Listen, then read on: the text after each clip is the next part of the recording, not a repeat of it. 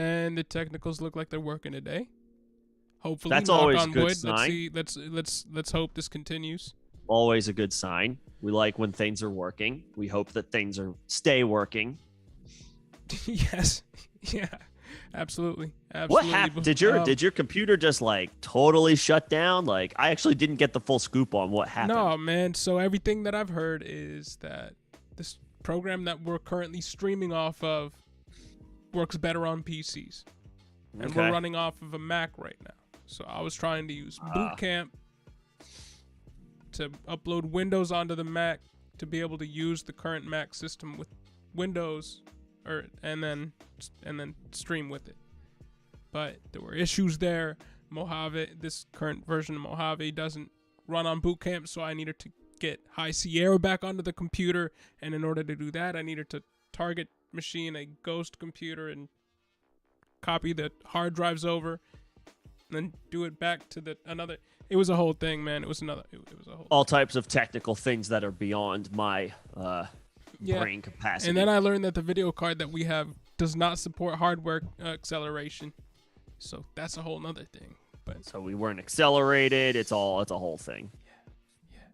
A lot of technicals. But hopefully today the stream is at least stable. We're still working on getting a better setup because I didn't make any headway after a certain point. So we're still back on the old system, which worked previously to a point. So we're good. We'll be fine. But thank you for holding it down last week. Do what I can. Yeah, powered through some sniffles. To talk football with the people, and that's what we're going to do today. So yeah, welcome to Face Mask Fantasy, everybody. Happy Tuesday. Hopefully everybody's got off to a good start to their weeks. Unless Alex, you're what's going Williams, then you didn't get off to a good start of your week. Well, you might find some work. I have no reason to believe he can't find some work. But we're definitely rooting for him. He catapulted us a little bit to begin the offseason last year. So that was our first couple of videos there that had, like more than just like 1,000 views or something like that. So that was cool. That was a cool little jump. We support Tyson. We appreciate Tyson. We hope Tyson lands on his feet. Tyson appears to be done or is done in Baltimore. Mike Davis in. I think that's the only transaction. Is Devonta Freeman done then too? Your favorite off-season hold? Oh yeah, Freeman? I mean, you can safely, I think, let him go at this point. What do you think about Mike Davis on the Ravens? He's insurance. I wouldn't put it too much beyond that. I wrote in my draft plan last year that Mike Davis felt like a trap going in the 5th or 6th round of fantasy drafts, and specifically redraft. Was scared about a veteran inking a new deal to be the starter on a new team. And that turned out to be mostly true. Davis had his weeks, but on the whole, I think it's very fair to say, was not worth a 5th round pick in redraft last year. He's insurance for J.K. Dobbins, for Gus Edwards. If they keep Justice Hill around, or they'll keep somebody around. Any more teams keep 4 running backs on a roster, 4 or 5 running backs on a roster. Davis's insurance for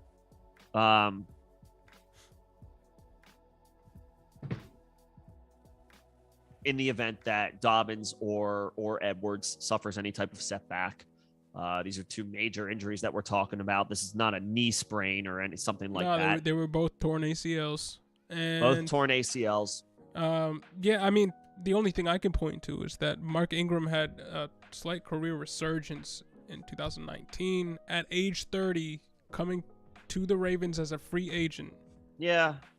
Well, he was the lead back all season, so there is that caveat there, but it's just they're not afraid to use a 30-year-old running back that they bring in to be their third running back, especially if I know these injuries for Dobbins and Edwards happened in the preseason of last year, so they have theoretically they have the full year. It's not like a 6-month situation like it happened at the end of the year or something like that. So they do have that, but if one of them is slow coming back, not quite as effective coming back. I mean, I could see a scenario where not Gus Edwards. What's his name? Mike Davis. Where Mike Davis comes in and looks like Gus Edwards, puts up 700 yards and 3 to 5 touchdowns. Because what this team has signaled that they're moving back to be a rushing first team all off season, especially since the draft. Mm-hmm. Taking away all the wide receivers, basically. I mean, shipping off Hollywood Brown, cutting Miles Boykin, not really taking receiver in the draft, going pretty much tight end.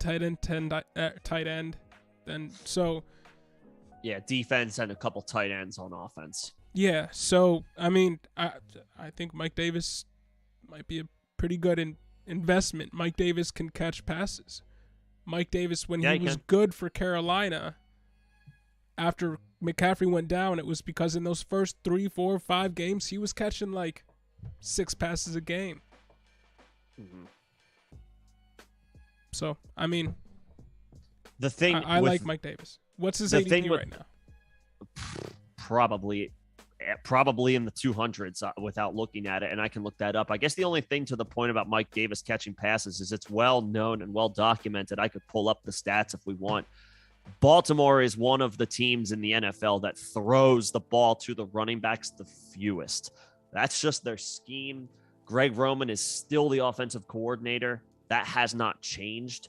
So, you know, there was at least one game, and maybe there was another one if I'm not remembering, where Mike Davis caught like 8 passes in a single game last year with the Falcons. Probably, you know, had other games where he caught 4 passes, 5 passes. I know that Marquise Brown is gone now, but if we just go off of recent history, I don't see him accumulating those single game totals again, just based on how the Ravens utilize their running backs. And the way they utilize their running backs is they run with them. Like, they are all pure running backs. Even J.K. Dobbins, who's a little bit more of a versatile skill set, they don't throw the ball to running backs, Baltimore. They just don't. It's not a part of their game plan. It's not a part of their scheme. And to the point about Mark Ingram, about, you know, talking about comparing veteran running backs, I just think on the surface, it's fair to say Mark Ingram is a better running back than but I mean, Mike Devonta Davis. Freeman, small career resurgence too, Yeah, just last small year. career resurgence. I mean, but that was out of extreme right. But we might necessity. get to a point again where they need to heavily use their break in case of emergency running back. We saw it last year. It could happen again, man. I mean, these guys are both coming back from torn ACLs. Yeah, yes, the ACL tear isn't as bad as it used to be. But Edwards I believe is now 28 years old. So he's way past he's older. The age in which, unless you're Melvin Gordon or Mark Ingram, you're going to excel. And he was always steady. He was never a guy that excelled. Steady in like a limit in a backup role. 700 yards, 3 years running. Yeah, backup role, depth role. I think Mike Davis can be that if Gus Edwards can't quite I'm not doubting J.K. Dobbins. But if Gus Edwards can't come back from a torn ACL at 27, 28 years old, Mike Davis, I could see getting that 700 yards and 3 touchdown roll. In which case, I'd be happy with that. I'd be drafting that in the last round, especially if I'm going 0 RB. Which I'm a big proponent of. I get your point about the Ravens not passing the ball. You're right. Yeah, they just don't do it. It's just not. It's, and you can look back the past couple of years since Greg Roman has been their offensive coordinator. They do it among the fewest teams in the NFL. Mike Davis's ADP is literally not charted right now. Like he does not have an ADP. So I think that speaks to how again, that's always good. That's going to be skewed a little bit, obviously, because he was just literally a free agent not 12 hours ago. Now, would you rather have Mike Davis or Chase Edmonds? Or Mike Davis or Sony Michel? I mean, this whole backfield. Yeah. In the Dolphins, just kind of stay away from me for now. Sure. Edmund, I don't think if you refer, that's the other, I guess, somewhat big transaction that happened over the past couple of days. Sony Michel signing with Miami. I think that's a death knell for Myles Gaskin more than anything else. I don't think Sony Michel. I think Sony Michel is the direct backup to Raheem Mostert. Chase Edmonds, I think his role in that backfield is safe as the third down guy. So we were never projecting Chase Edmonds to be anything more than an RB2. I don't think Sony Michel changes that. I think Sony Michel maybe spells Raheem Mostert a little bit more because, as we all know, again, we never predict or chart out injuries. I legit forgot Raheem Mostert was there. See, Raheem Mostert is on. I'm not investing in any of those running backs. And that's fine. But I would say if you were going to invest in any single one of them, I would say it's Edmonds. He should have some type of a safe RB2 floor as the pass catching back in that offense. I don't think Sony Michel changes that. But I would definitely rather have Chase Edmonds than Mike Davis. Now, Mike Davis or I hate to say it, but Raheem Mostert has had some of the most difficulty staying healthy of any player, I feel like, in the NFL over the past couple of years. Yeah, that's a different conversation. That's a conversation where it's like, at the end of would you rather take Raheem Mostert in? I don't know his ADP off the top of my head. Let's say in best balls he's going in the 8th or 9th round just by default of being a starter, or would you rather take a shot on Mike Davis 10 rounds later? Now you got a conversation, in my opinion. Chase Edmonds, I think, has a very specific role that anything half PPR or up, yeah, I'm interested in. He might be the only one, though. Raheem Mostert and Sony Michel are probably going to cannibalize each other. Myles Gaskin might mix in a little bit. He's the guy, I think, who is the one where it's like, forget it. Officially forget it. I think that was the case after they signed just Chase Edmonds and Raheem Mostert. Well, yeah, they were clearly signaling they were moving. Yeah. It's like they need to find a way somehow, any way they can to upgrade at that spot. And they did that. Also, that the Lynn Bowden experiment is completely over. But yeah, that's been. What's going on, Alex? What's going on, J Rock? What's going on, User Nerd? What's up, guys? User Nerd with Mike Davis. Do you think that Tyler Algier can be the starter for the Falcons? Absolutely. Sure. Yeah.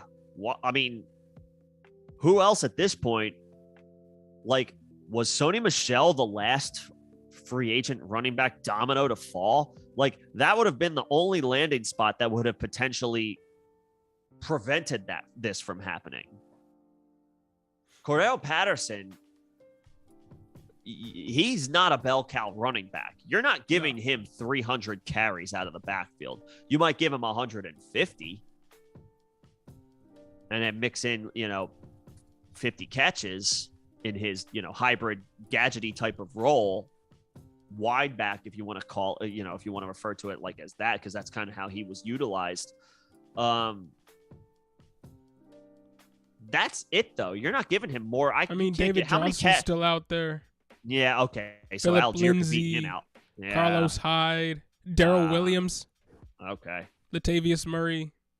Okay. Those guys. Those are the names that Alex are left. Collins. Kalen Balazs. And why would and I guess out of just needing a warm body, why would a clearly rebuilding Falcons team bring any one of those guys in? I don't know if any team should bring any of those guys in. If you're a contender and it's like a Raven situation last year, I guess then you like bring David a guy Johnson. like that in. Then you bring in a guy when it's like, oh my God, we're literally down to the last crumb in the cupboard because everybody's hurt. Then sure.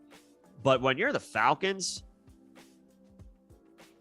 you're playing for the top for the first pick in the draft next year anyway. That's what they're playing for. So why bring in those guys? Yeah. Yeah, Algier can absolutely be the starter for them next year. It might be ugly. Remember, just because a guy's a starter does Mike not Davis was the necessarily- starter for the Falcons last season, and he Yup. wasn't an exciting fantasy running back to own. And the situation is going to be worse this year because Desmond Ridder is not Matt Ryan. Nope. So, Mariota, I mean, whatever combo of Mariota and Ridder. am I expecting a ton from Algier? No. And I think he is the type of running back that could get relegated to the secondary running back in a year or two. I think a lot of the running backs from this year's draft are those type of running back outside of the top two. Like when Leonard Fournette moves on. Yeah. I think the Bucs draft another running back. Probably. I think as soon as 2023, the Falcons can draft another running back and make Tyler Algier their Michael Carter. It's going to happen. And I think it's going to happen with specifically this crop of running backs. No matter how much you like a Dameon Pierce, no matter how much you like these guys, they're either drafted to be a backup running back like a Spiller, or they're going to get replaced real soon. At least their number one role is going to get replaced, and they're going to get relegated to number two roles. Yeah, but for this year, they're viable. We could see Algier do what Mike Davis did last year, which was around 110. Darius Geis law. Yeah, no. Yeah, they could bring in Geis, I suppose, if they really wanted to do that. But last year, Mike Davis had like 115-ish half PPR points, which was very okay. Absolutely not what you want in the 5th round of drafts, which was where he was going by the end of the preseason last year. But 500 rushing yards, 3 touchdowns. He caught 44 passes for another 259 yards. So yeah, like 700 total yards, 3 to 4 touchdowns. Algier could do that. The difference is you got that production from Mike Davis in the 5th round last year. Tyler Algier's ADP is 150. So that's way more enticing. That'll go up. It will go up. You're up. Not going to be able to get him. I got him in a couple of best balls, I think, super, super cheap. Sometimes it does pay to draft in February, kids. Specifically when drafting things that involve rookies, yes. Oh, absolutely. They all naturally it always makes sense if you do play best ball like I do, and you're by March you're like, oh, I have an itch to scratch. I need to draft. Always get as many rookies as you can, because regardless of landing spot, most of them are going to see their ADPs get a big boost, regardless of where they end up. Today I wanted to talk about.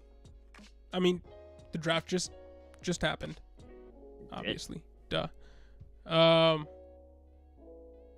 But because of what happened in the draft, I think certain players in the league are getting devalued right now in fantasy.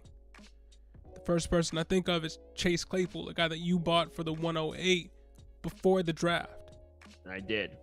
I felt bad about it right away. They drafted George Pickens. They drafted Calvin Austin. Mm-hmm. Chase Claypool went up to announce that they drafted George Pickens. I thought that was ironic. A little ironic. Yep. Right. people are super down on Chase Claypool right now.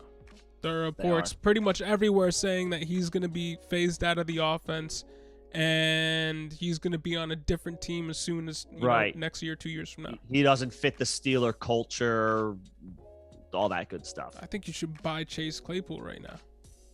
Yeah? Yes. His current ADP, I'll let you go. I just want to look up his current ADP on Underdog Fantasy. It is 106.3, so you can comfortably get Chase Claypool. Maybe not comfortably, but he's going outside the top 100, whereas last year he was a 5th or 6th round pick. I mean, he's got 2 years left there. There was a report earlier that they don't want to extend Deontay Johnson. They want to keep kicking wide receiver down the road and go Chase Claypool, George Pickens, Calvin Austin, and then whoever they draft after that in 2023 or something moving forward. That rumor has been out there. That report on NBC Sports Edge was out there. Mm-hmm. Regardless, I mean, Chase Claypool might never reach the ceiling that we all expected him to reach after his rookie year. But I think he mid-tier wide receiver 2 that right now you can buy for high-end wide receiver 3 prices. I mean, yeah, that's to your point. I mean, if you look at any dynasty rankings or trade calculators or anything like that, I think this stream is perfectly titled for this, for this talking point. Everyone's hyping up the rookies. Sky Moore is like just because he's a rookie and because go buy dynasty, Juju. Like, come on. Right. We automatically think when I say we, the general consensus of the fantasy community ranks the rookies, most of them way too high before having even played a down in the NFL. Specifically right now, the wide receivers. You regularly see Sky Moore in dynasty rankings ranked ahead of Chase Claypool. Yeah. And it's like, Chase Claypool's got a 10-touchdown season under his belt already. And I like Sky Moore. I'm very interested in Sky Moore and what he can do and what, the landing spot is great, all that good stuff. But he hasn't played in the NFL yet. And I know it's fun to get excited about rookies. We all do it. But there's got to be some respect thrown to the guys who are already done it. And a guy like Claypool, who is still only 24 years old, hopefully all goes well. He's got another 10 years in the NFL ahead of him.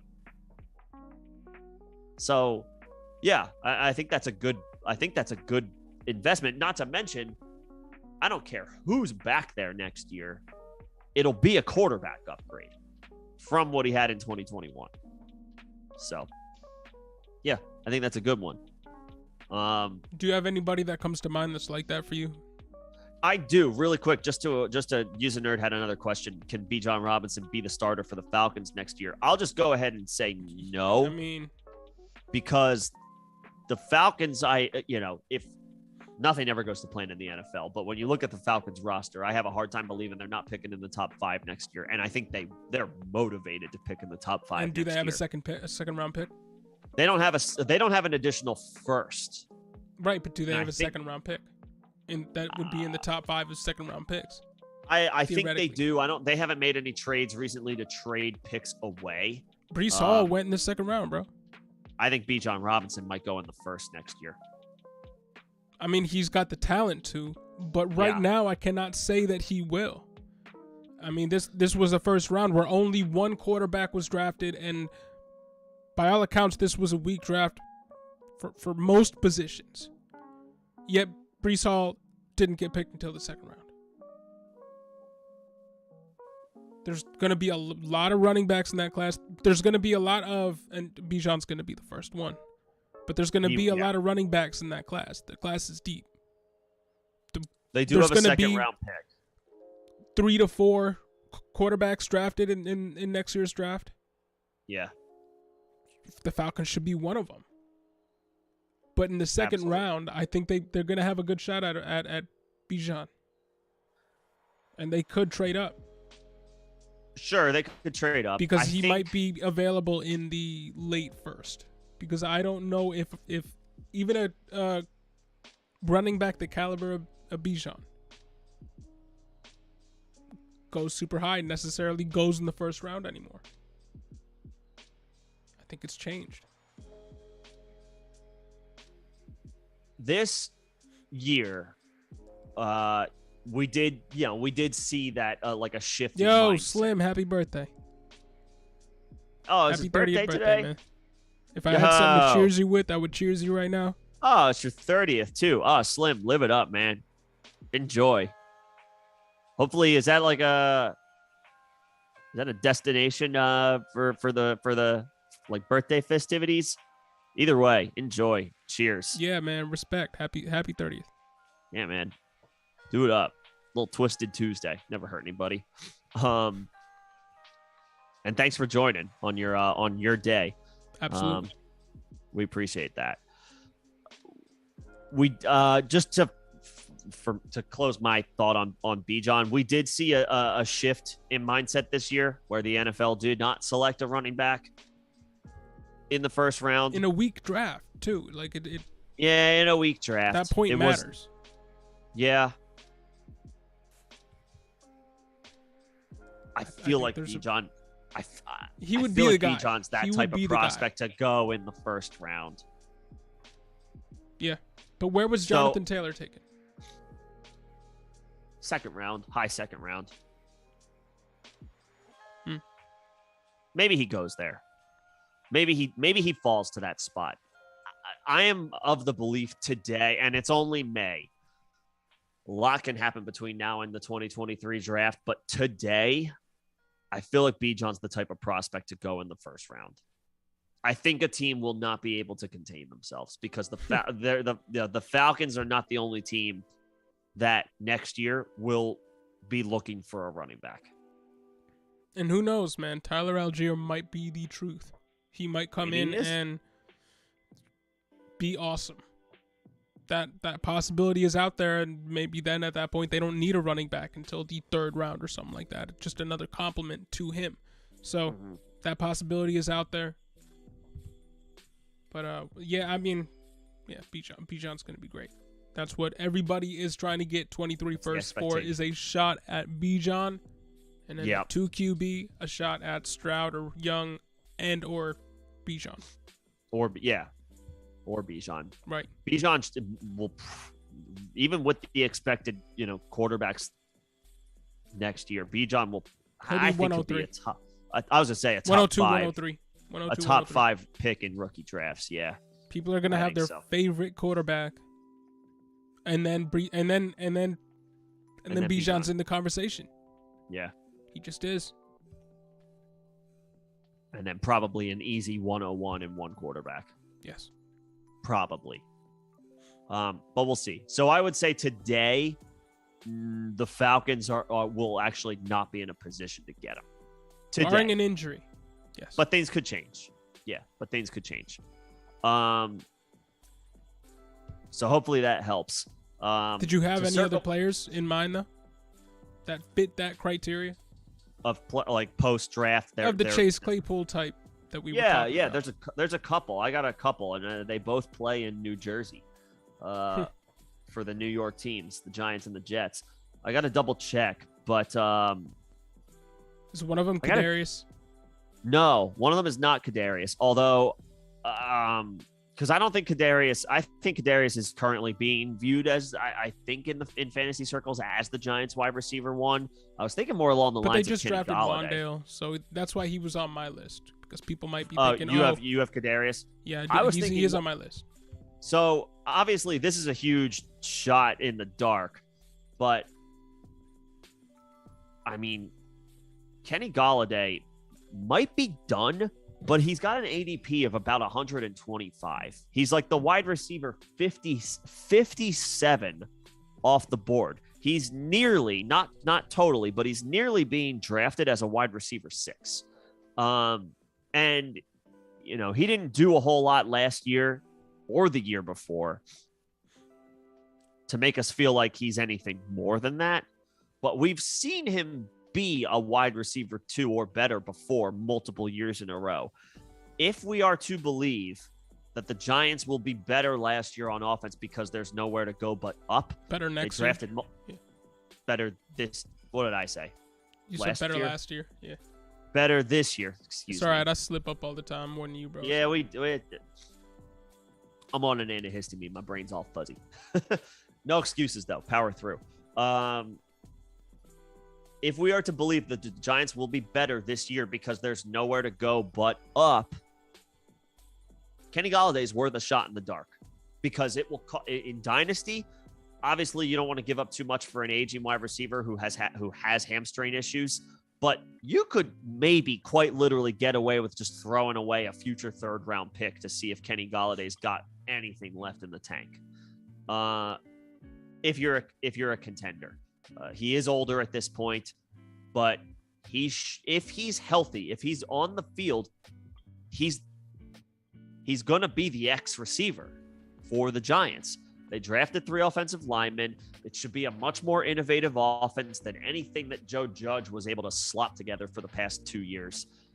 Brian Daboll, I think it's fair to say, at least today, is a much more innovative, has the chance to install a much more innovative offense than, again, whatever Joe Judge or Pat Shurmur, if we want to go back even further, put together over the past 3-4 years in New York. Kenny Galladay's got a non-zero shot at a little bit of a career resurgence. Maybe like along the Devontae Freeman line, like level, where it's like we weren't expecting so this he could be at this all. year's AJ Green. So like we weren't expecting anything, and he turned in a low-end wide receiver 3, high-end wide receiver 4. It's not flashy. It's not exciting. You're not going to steal Kenny Galladay for a third-round pick, and all of a sudden he's a top 12 wide receiver again. Not saying that. But yes, I think that's a very fair comparison. We have no expectations of him. Therefore, a wide receiver 3 season would be a success. And I think he's got that in him. Yeah, and last year, AJ Green was wide receiver 42. So high-end wide receiver 4. Or there you go. Mid-tier, low-end wide receiver 4. And for the cost low-end wide receiver 4, my math is terrible. Math is hard. Yes. You only study math in school to just become a math teacher. Like, that's it. Anyway, it's a vicious cycle of uselessness. Sorry to any math heads out there. I've never used calculus in my life. Although I've been told that that's not true. Apparently I have. I wouldn't know. But anyway, long story short, math is difficult. Kenny Galladay is worth the cheap. Incredibly low risk investment. I would say you might be able to get away with like a 4th or 2 for him. Honestly, you might. You honestly might be able to. 4th and some fab. I saw some fab trades go down this week. You could. This past week. You could throw fob in. Which, by the way, if you play on Sleeper, that I'm in, on Sleeper that I joined off of Reddit. Yeah. Sleeper made an announcement today. If you play on Sleeper, they're apparently making fob like bidding on. I don't know why, but their the web chat browsers is not showing. a little better. Give me a sec. The chat is not showing. Oh no, it's not. It's not at all. That's lame. Yeah, give me a sec. You figure that out, or if you can take a look. Meanwhile, Johnny, what's going on? Thanks for stopping in. What's going on, Johnny? We will go ahead and if you, Sean's taking a look at the chat. In the meantime, I'll take his question. Traded Higbee for a 3rd-round pick. That's fine. That's fine. Yeah, I think honestly that's a win. And then you have Clyde and Gibson as your running backs. How do you handle the situation? Hold them both. I was going to say hold them both because their values couldn't be any lower right now, especially Clyde. You're going to get pennies on the dollar. I don't think Gibson is worth moving. I don't think I like Brian Robinson. I don't think Gibson. I have to imagine Gibson is still the first and second, like the starter. He's still the starter. Brian Robinson's not going to supplant Gibson, at least not week 1. Gibson will still be the guy.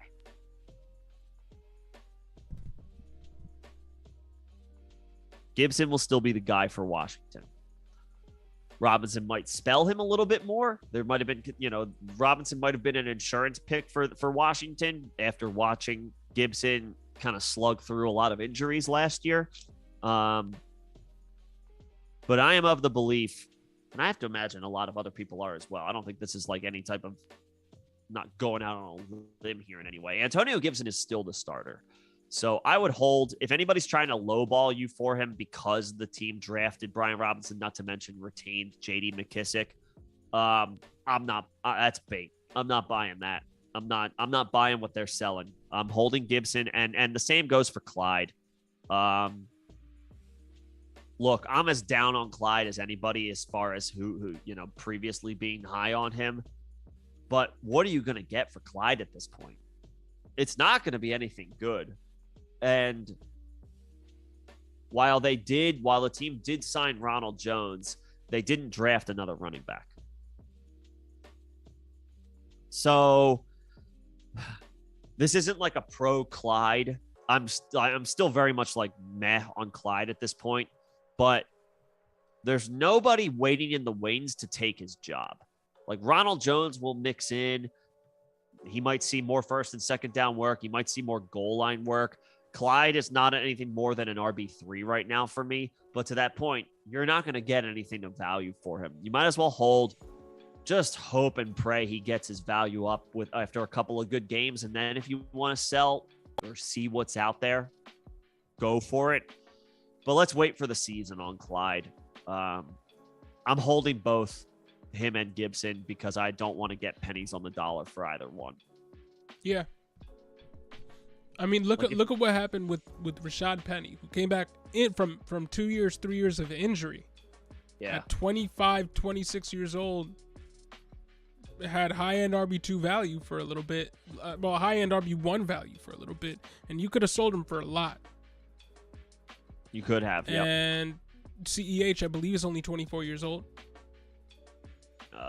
I can look that up, but I mean, he 23, was only just drafted a couple of years ago. So yeah, I think, but he was drafted young too. He's 23. Yeah, Clyde is 23, and he turned 23 like last month. So okay. he will. So there you go. He will be 23 for his third NFL season. And I want to make this point again with CEH. It took him a while. It took Eckler a while. It took Eckler two years to really show that he had RB2 value. And really more until he was given the role to be an RB1. Now, the problem with that comparison is CEH was given the RB1 role to a certain extent and just pretty much has underperformed. Right away, yeah. And yep. I'm sorry, this chat, the computer's still buggy. I don't know if the pop-up is going to respond to me right now. Okay.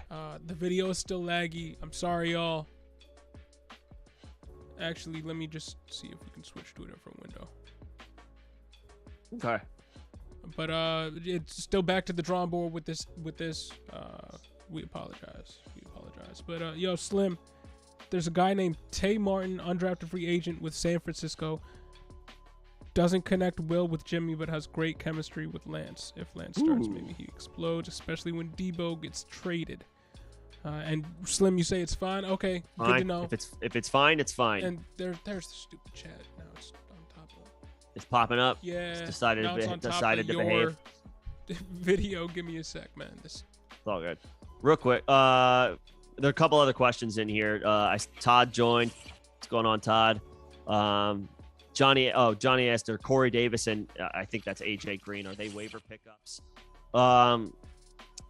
How deep are these rosters that we're talking about? Who would you have to drop? Let me know. That being said, I do like Corey Davis as post-draft rookie hype as an example of today's discussion. Post-draft rookie hype correction. I think Corey Davis is an excellent example of that as well. Like I mentioned, I had two guys that play for the New York Giants, not just one. So depending on the size of the rosters, Johnny, let us know. But if Corey Davis is out there, I mean, yes. If you can find a way to get him on your roster without cutting anybody. Yeah, I believe he's only 26, 27, right? Corey Davis is not that old. And I think he's going to be much better year two. Okay, he's 27. But, still. That's age apex for a wide receiver. He'll be fine. That is the season where, with Ryan Fitzpatrick, Devontae Parker had his one season. So there you go. It can happen. And Corey Parker Davis has already had a good season. They drafted Tyquan Thornton, the Patriots. They did. They traded up for him. Yeah, and field stretcher. Probably could have been gotten later. It was a weird pick for the Patriots. It was like most of their draft. They reached on him. They didn't need to trade up for Tyquan Thornton. They probably could have waited a round or two. Probably would have been there. And there were some other wide receivers still on the board, and it was just kind of a head-scratching move. But still, they invested the draft capital in Tyquan Thornton. You might be able to get Devontae Parker on the cheap, and he's going to be that more possession wide receiver while Tyquan Thornton opens up the field because he's really fast.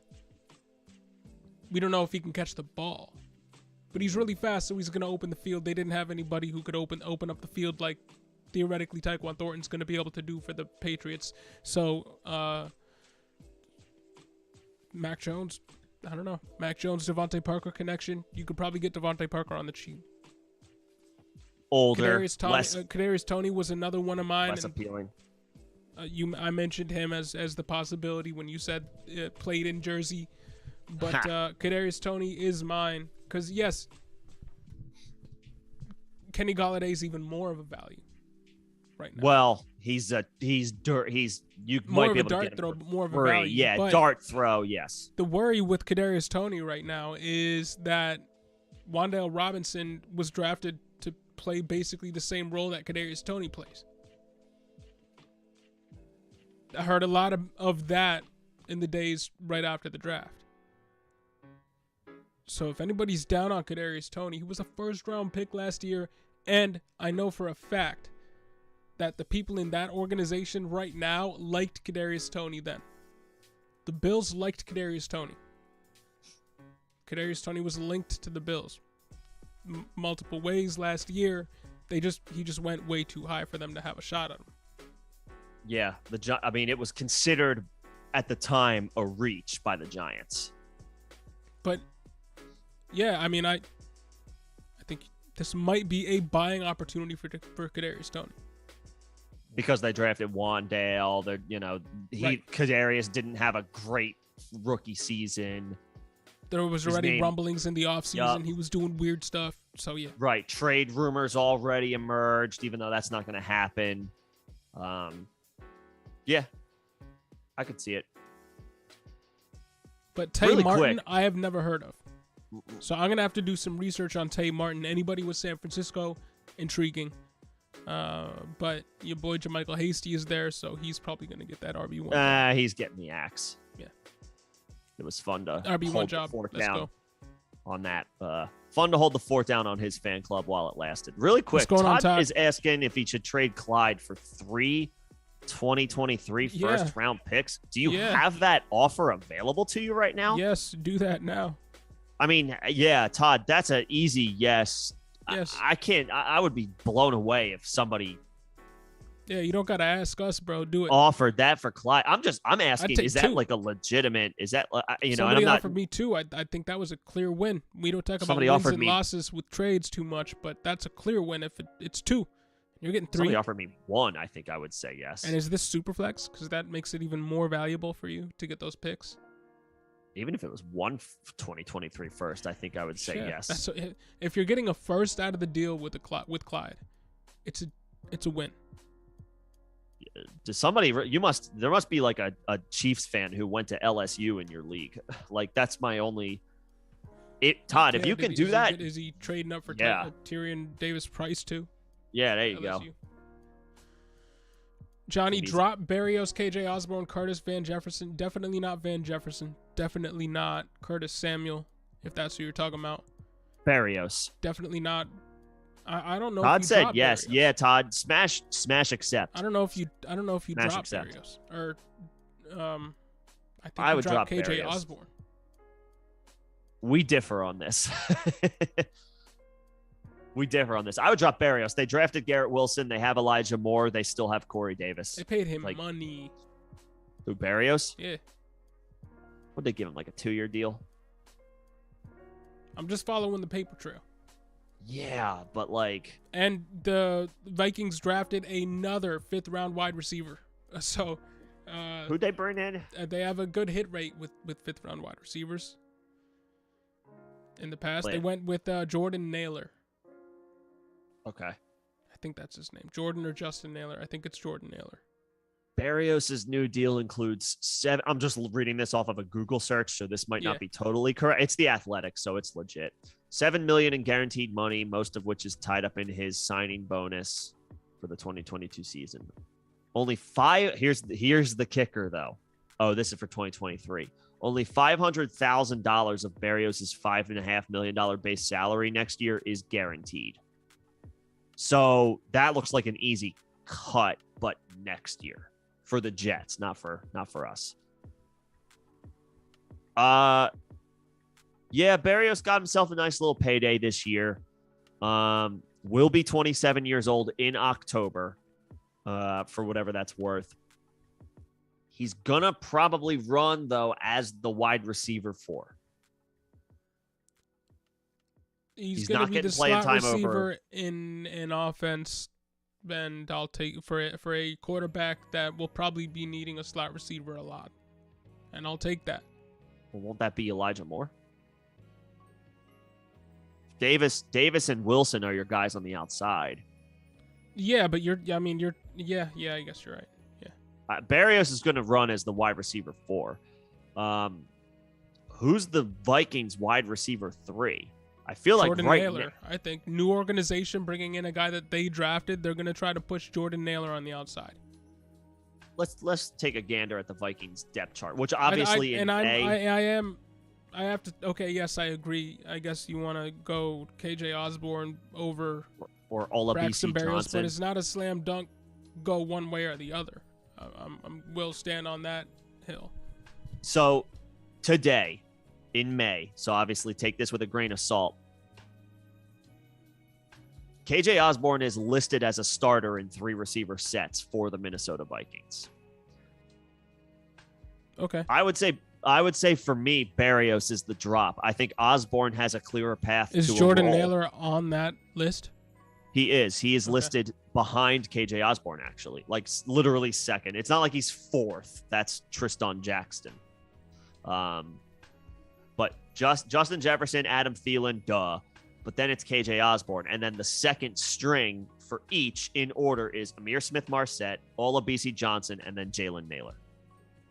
So Naylor today, again, it's May. Naylor is backing up KJ Osborne. Okay, then you keep KJ, you drop Berrios. I would drop Berrios. That's who I would drop. Yeah. Plus, I mean, as we're all, I don't say we're all. I am high on the potential of Zach Wilson. I think you're a little less. You're maybe like you're not. I'm off skeptical. Zach Wilson. I'm okay. Very so there you go. cautious with that situation. I'm not going to go all in because, frankly, I didn't see enough with his arm to go all in. And so I need to see. Yes, he had a game where he ran a lot one game and had one great run and then a couple of chunk plays too on the ground. He can move with his legs. Cool. I need to see him really take over a game with his arm for me to be like, okay, he's not Darnold. Basically. Okay, fair enough. To that point, Kirk Cousins is a much more established quarterback than Zach Wilson. So give me the receiver attached to the surer thing. And that's Cousins. And Slim, I got you. He's a wide receiver, not a running back. All right. There you go. I'll check him out. And Todd says he could be the new Jawan Jennings or something like that. Or Trent Sherfield. Yeah. The guy that is hyped on the Niners that never does anything. Sorry.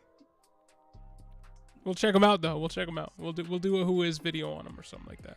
It's good to know about. And we'll get to the undrafted free agents part of this live stream in a bit, but I do have a few other post-draft like hype correction players to talk about here. The Jaguars didn't draft a wide receiver. And they, to my knowledge, they didn't draft a tight end either. Did they?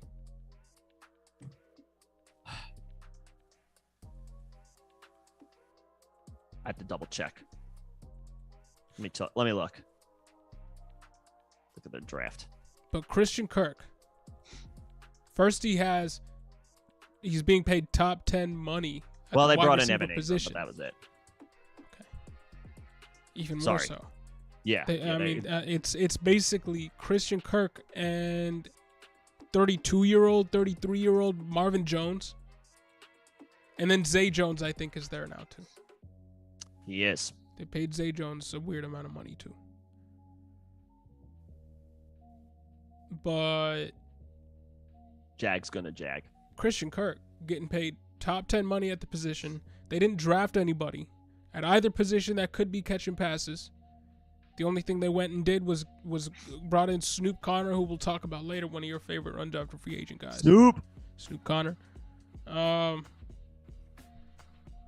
Christian Kirk, man. If you're trying to contend this year and you want a sneaky buy, you shouldn't have to pay too much money to get in terms of what you'd have to pay up to get him, not money. Christian Kirk. The only concern I have with Kirk is the downgrade in situation. We think Jacksonville will be better just naturally. We don't definitively know that. That being said, Marvin Jones is 32. Laviska Shenault has seemingly lost his job. Not that I'm all the way out on Laviska, but like they brought in Kirk, they brought in Evan Ingram, who like is he's a tight end, but they'll probably play him in the slot a lot. I'm not going to go on a tirade, but I'd be curious to see, given the lack of running back options in Jacksonville, if Laviska gets something like a Cordero Patterson type of role next year. Totally different conversation. Type role, something like sure, that. Yeah. That being said, Christian Kirk, with all the money they paid him, took Laviska Shenault's job. So going to be the full-time slot guy. Gone DJ from Chark the is offense gone. altogether. Yup. So Kirk should seem good, should get his opportunities on the outside again, because who else do they have outside of 32-year-old Marvin Jones? So the opportunity is right there, right in front of him, wide open. They paid him a gajillion dollars, some give or take a few million. They damn sure better use him. They better involve him as much as they possibly can with all the money that they paid him. I just worry that it's a weird situation when I say worry, I mean, it's just a slight concern that it's a weird situation in a bad organization. And I know that there should be some stability with Jacksonville this year with Doug Peterson in there and Urban Meyer out. But the key word is should. I can't definitively say here today Jacksonville will be any type of, the vibes will be better. Should Trevor Lawrence progress? Yeah, he better. He's been tabbed as a generational prospect at the quarterback position. So he and I don't mean this in any type of negative way, but he has to get better. I think organizational stability means a lot. And I think Doug Peterson brings that to a certain extent. Won a Super Bowl, has cachet in the league at least, isn't a complete clown show wherever he's going. And he's brings a lot more stability to the whole offense and Trevor Lawrence. I think Trevor Lawrence will get better year two. I think the situation for him is going to be more stable moving forward. I don't see a situation in which Doug Peterson gets moved out after this year. No. I think he's got a few years. This isn't going to be a new head coach, new OC every single year type situation. So I kind of like trying to buy his wide receiver one, considering he was a generational talent. Doesn't have a lot of options outside of him. And in Dynasty for the next few seasons, I mean, even if Marvin Jones has a good season, and even if Zay Jones is used more than we think Zay Jones is going to be used. I forgot to mention Zay. I mean, both of them are probably going to be out of the offense in a year, too. And then you still have Kirk, who got paid a ton of money. He reset the wide receiver market in terms of what high-end players should get paid, because everybody ahead of him now on the pecking order in terms of production is looking at their teams like, yo, look what Kirk got, and I'm way better than Kirk. Think about what Deontay Johnson is going to cost the Steelers. Think about what Terry McLaurin is going to cost the Washington Commanders. The Carolina Panthers just re-up DJ Moore. I think, hey, great job. Moore's probably kicking himself about that. Yeah, you snuck that contract in. Stephon Diggs got paid a whole bunch. He got an extension at age 29. And you've seen the contracts that A.J. Brown has got. Tyreek Hill has got. Devontae Adams has got. But Christian Kirk started the jump in the market. And started a lot of these wide receiver dominoes to fall. You could argue if the Jaguars didn't pay him such a huge contract, that wide receivers wouldn't be asking for so much post the Kirk contract, and maybe some of these teams could have worked out deals with their wide receivers instead of trading them at draft day, trading them before the draft.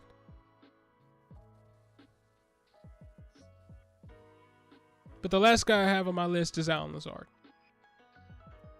Because yes, everybody is hype about Christian Watson. Everybody's hype about Christian Watson to a certain extent. Romeo Dubs, however you say his name. Dubs. He is intriguing.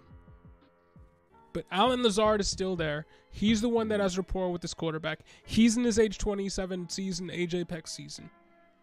And I believe he had something like 8 touchdowns last year.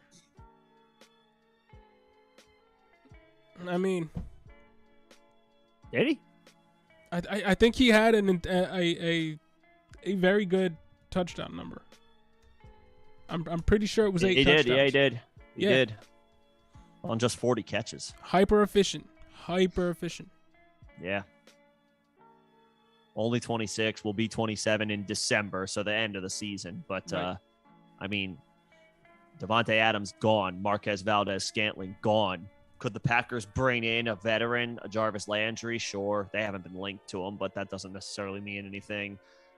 Could they bring in Odell Beckham? Sure, but he tore his ACL in the Super Bowl. Could they bring in Julio Jones? Sure, but how much confidence does Julio Jones give you after what we just saw from the season he had in Tennessee? And I do just want to say, I do just want to make this point. Huge outlier points here. Take this with a huge grain of salt. But he is in his 5th season. He came into the league at age 23 in 2018. Jordy Nelson, or just looking at the organizational, Jordy Nelson came in 2008, didn't have his first 1,000-yard season, more than 2 touchdown season in 2011, his 4th season. Devontae Adams came in 2014, didn't have his first 1,000-yard season until 2018. What happened that year? Jordy Nelson moved on. Greg Jennings wasn't there anymore. Yeah. What happened in the year where Jordy Nelson popped off? Donald Driver left.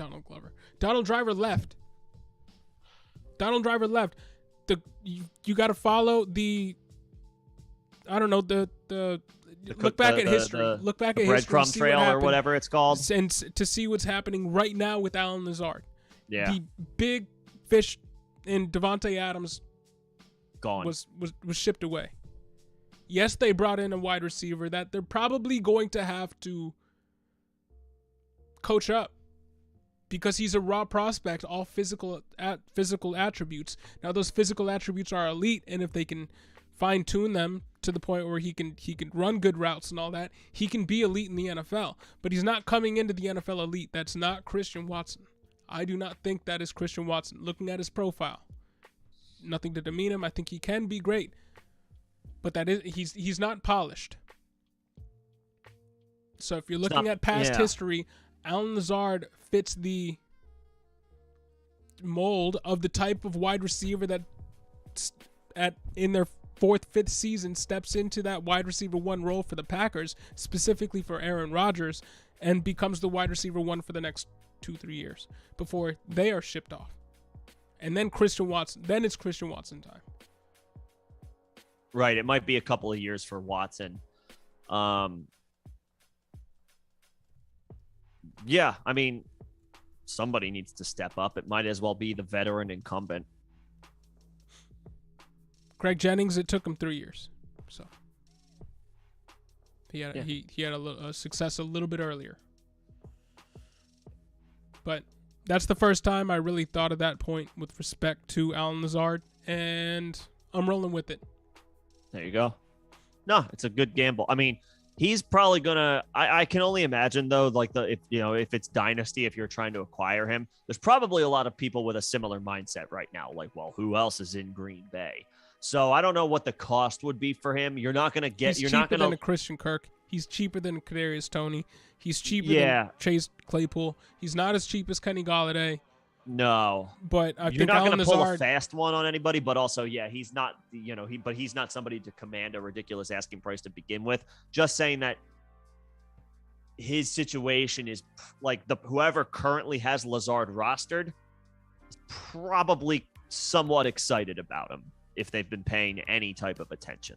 Regardless, the opportunity cost to get a guy who might be the wide receiver one for the Packers on your team is less than it should be, much less than it should be. Even if you got to throw a second round pick at a guy to get a Allen Lazard, if he's being stingy, you can. That's probably all it'll take to get it done.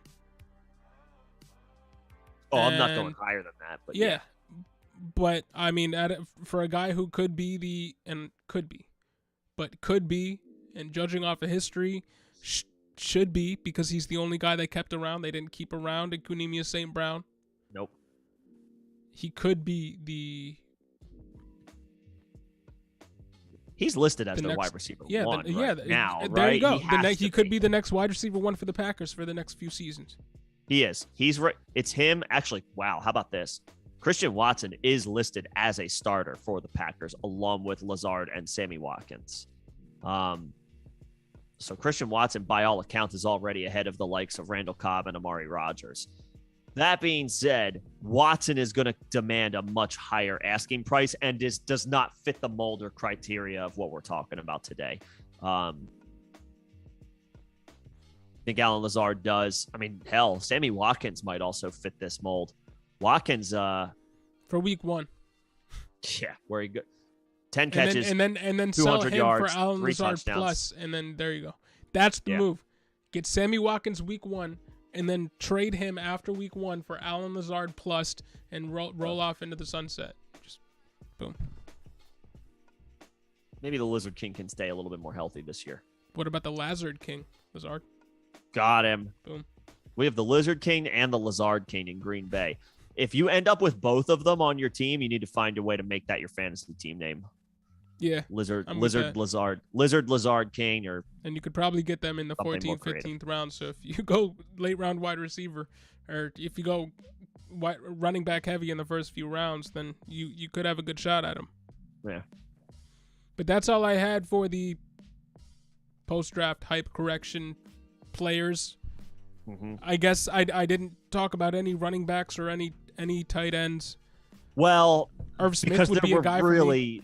There were really only. Who's a guy for you? Irv Smith. That team only drafted a wide receiver. They lost Ty Conklin. They only drafted that one wide receiver, just Jordan Naylor, in the 5th round. Yeah. Well, with the running backs, with this specific I mean, if we just wanted to talk about guys we think are undervalued in general, regardless of did this team draft a rookie or not, that's a different conversation. It only affects a couple of teams as it pertains to the running backs. Like, we're not advocating go buy Michael Carter on the cheap. I mean, you could. I wouldn't offer more than a 4th. And that's not an indictment on Michael Carter. It's just that we expect Breece to take that backfield over. And then with Rashad Penny, yes, he had a nice little resurgence last year, and I root for a guy like Rashad Penny who has had a short end of the stick for his career, has dealt with injuries for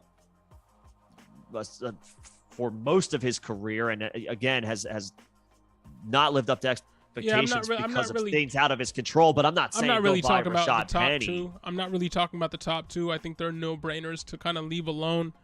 But if you can find your way into Leonard Fournette, if somebody drafted Rashad and wants to divest themselves of one of the backs and take what they can get in an elder back, that guy, Elijah Mitchell too. If people are like, Melvin well, Gordon. Tyrion Davis-Price. Melvin Gordon. Yeah. RB19 last year, I believe. Well, they didn't draft a rookie this year. Yeah, but what happened, and it happened around the draft. That's the okay, fair enough. I mean, who else drafted? I mean, yeah, Leonard Fournette. I think Leonard Fournette is Leonard Fournette's still being drafted. I mean, in the top 30 of redraft leagues. Yeah, so you're not gonna, unless it's a team who is clearly tanking and is just looking to get whatever they can for veterans. Fournette's going to be a difficult grab. Yeah, I mean, I kind of left running backs out of my thought process when I was a lot of wide approaching this, just because running back is, I mean, it's kind of what you see is what you get. You kind of know what you have with these running backs, but specifically with wide receivers, and yes, there are some tight ends out there. I mentioned Irv Smith. I do believe there's some value to be had post draft and people that haven't corrected their post draft biases. I gotcha. But Irv Smith, I don't know if there's another tight end out there that you can think of. Where like Robert Tonyan, based on what happened, bro. Was drafted. Like, I mean, yeah, you can name any Packers receiver. I'm real happy with Robert. If I have Robert Tonyan right now, Packers pass catcher, I guess I should say, to include the tight ends. Yeah, I mean, Tonyan's a good one. Trying to, off the top of my head with the tight ends, Komet. Zach Ertz. If that could be if you're a contender. If anyone's like, well, Trey McBride. I mean, Ertz and Trout, or not Ertz, Komet and Troutman. Yeah, the Saints didn't add anybody either to their tight end room. And there were some rumors that came out that Michael Thomas might not be ready for the start of the year. So it's going to be it might be Olave and Troutman, and that's it. And then Callaway on the outside, and then we're going through that whole thing again. But again, starting with Jameis Winston, and you got Cole Kmet. The only person they invested in was Velus Jones, who we kind of laughed at that pick when that happened. You're now a proponent of investing in him. Well, he's still a late third round pick in rookie drafts, right? But that's just kind of based on the fact that he's going to be the wide receiver 2 in that offense. But the wide receiver, the number 2 passing target should be Cole Kmet. Cole Kmet, yeah. Cole Kmet's a winner. They didn't draft a tight end. Everyone's hyping up Darnell Mooney, and rightfully so, but Cole Kmet did also come out of that draft a winner for the Bears as well. Yep. So a couple of good names. Happy to rehash any of this if anybody's interested in, but we do have a couple of questions trickling into the chat, so we'd definitely like to get a couple of these. First of all, Slim, you already know Philly is wooded tonight. We'll take them down to Miami. We'll take them down to Miami. I'm not worried. For it, and I'm not. Yeah, you're not rooting for it, but I am. We'll be all right. We got the big man back. We'll be okay. But just one spot above that, where's that hidden RAS undrafted free agent tight end? Probably trying to trigger me. We need the people need answers. All right. Charlie Kolar. Oh yeah. Charlie Kolar, Baltimore Ravens. He didn't go to a great landing spot. Round. He didn't go undrafted, but he went late. But mid-tier, above 9 RAS. And if anything happened to Mark Andrews, he would step right in, be the most athletic tight end in that room. And they have no wide receivers outside of Hollywood Brown or Rashad Bateman. So they would use him. If Charlie Kolar had the number 1 tight end role in that offense, they would use him as such, and he would be this year's Foster Moreau. And Foster Moreau was a very usable tight end last year. When needed to perform at tight end, when Darren Waller wasn't in, he was at least a top 12 option. So in 12-team leagues, you at least were playing a option that could get you a touchdown, could get you 4 receptions and a touchdown. Yeah. So Charlie Kolar is that guy for me, and that's just because Daniel Bellinger was probably drafted. If Daniel Bellinger was not drafted, he's a guy there. Bellinger fits the mold. Those are the two guys. Those are the two guys, high RAS, that got drafted to teams where they should have maybe a backup role, maybe a starter role in Daniel Bellinger's situation. I think Kolar could. Kolar could be the guy in 4 years. Kolar could be the guy in 4 years. I think he could contribute this year. He's not taking Mark Andrews' job. But he could be the guy in 4 years. Okay. If Andrews, well, athletically, if you're going by what a mid-9 RAS score can get you in terms of production in fantasy and in the NFL, yeah, you're looking at perennial top 3 guys. There's some busts out there like Kahale Warring and stuff like that, but I mean, that could also be George Kittle, TJ Hawkinson. Sure. Real quick, Todd is still mulling this over. Take that trade, man. Press do the deal, button. dude. Press the button. Yeah, do the deal. Like 3 firsts for an underperforming running back to this point. I know he's. Stop considering it. Yeah, I would just do it. Just press the button. Thanks. I would just do it. I think I saw you said you have Javonte earlier. Yeah. You've got Javonte. AJ He's Dillon. got Dillon, Penny. Robinson's not going to give you anything this year, but press for the 3 button. first-round picks, yeah, man. Yeah. If you don't do it, Todd, if you don't do it right now, there's nothing I can do to you. But if I could, I would reach through the screen and slap you in the face. Jeez, Will Smith status. I would do it if you don't press the button right now, and I will ban you. Yeah, Todd, I can't ban you from that. I'm just playing. But you wouldn't do that. You wouldn't do that. There's no reason to do playing, that. He's just asking a question. Todd, press that button. Yeah, man. Smash accept. Yes. Smash accept. I as somebody who was very high on Clyde, when he got drafted to the Chiefs, if somebody offered me 3 first-round picks right now, I would shut this stream down because I would be like, it's Twisted Tuesday time over at Nick's place. I gotta celebrate the fact that I got a haul for an underperforming running back. Could Clyde still turn it around? Sure. We just got done talking about how he's still only 23 years old. The offense is fantastic. And they didn't really bring anybody else in other than Ronald Jones, who I'm sorry does not the Ronald Jones does not make me feel any worse than I already do about Clyde. And I guess that's kind of an indictment on Ronald Jones more than it is an indictment on Clyde. 3 first-round picks in Superflex is a haul that you should be getting for a guy like, say, Kyler Murray, not Clyde Edwards-Helaire. Yeah, I traded 3 first-round picks away in a Superflex league on Reddit in a package to get Josh Allen. And I think the other quarterback that I sent back was... I sent a boring quarterback back that I wasn't particularly excited about. But it was 3 first-round picks to get Josh Allen in a Superflex league. If you can get 3 first-round picks for Clyde Edwards-Helaire... Gotta do it, man. Yeah, press that button, bro. Gotta do it. Press that button, bro. I'm just scrolling up to see if we missed anything. Oh, Johnny, I'm sorry. We missed is the running back Isaiah that the Chiefs picked up? Isaiah Pacheco? That's it, yeah. What about him as a waiver ad? Only if you're like razor thin at running back and you have a clear and obvious drop. If the question is like, okay, I'm dropping Barrios to pick up Corey Davis. Do I, drop KJ Osborne for Isaiah Pacheco? No. But can he, since Darrell Williams is still out there, but Darrell Williams is still out there and the Chiefs have had to use multiple running backs throughout the season. Yep. Multiple years in a row. Do you invest in it if you have the space? Sure. Do you make it a priority to drop somebody of value for him? No. He's the perfect guy to pick up if you have taxi squads. Leverage that taxi squad. Yeah, there you go. Yeah.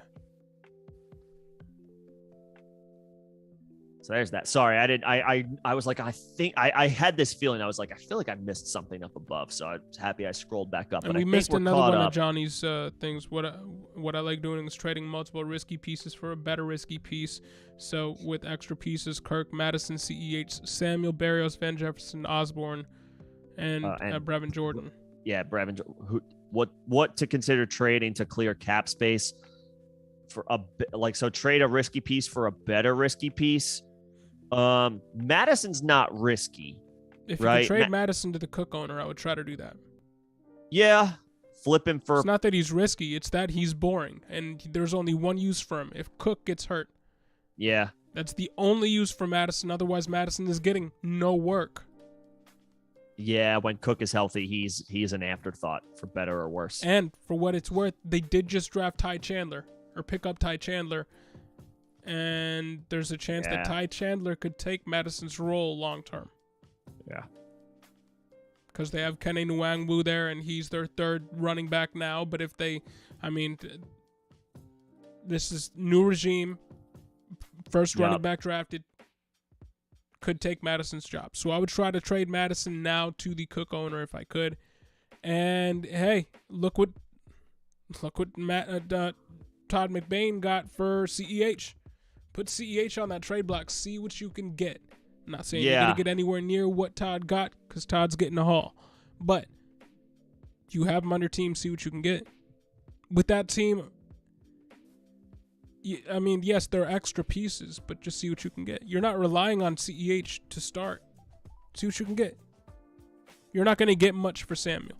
You're not going to get much for Barrios, Jefferson, any of these other guys.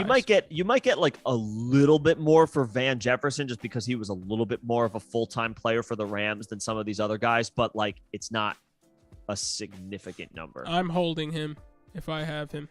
You're holding Van?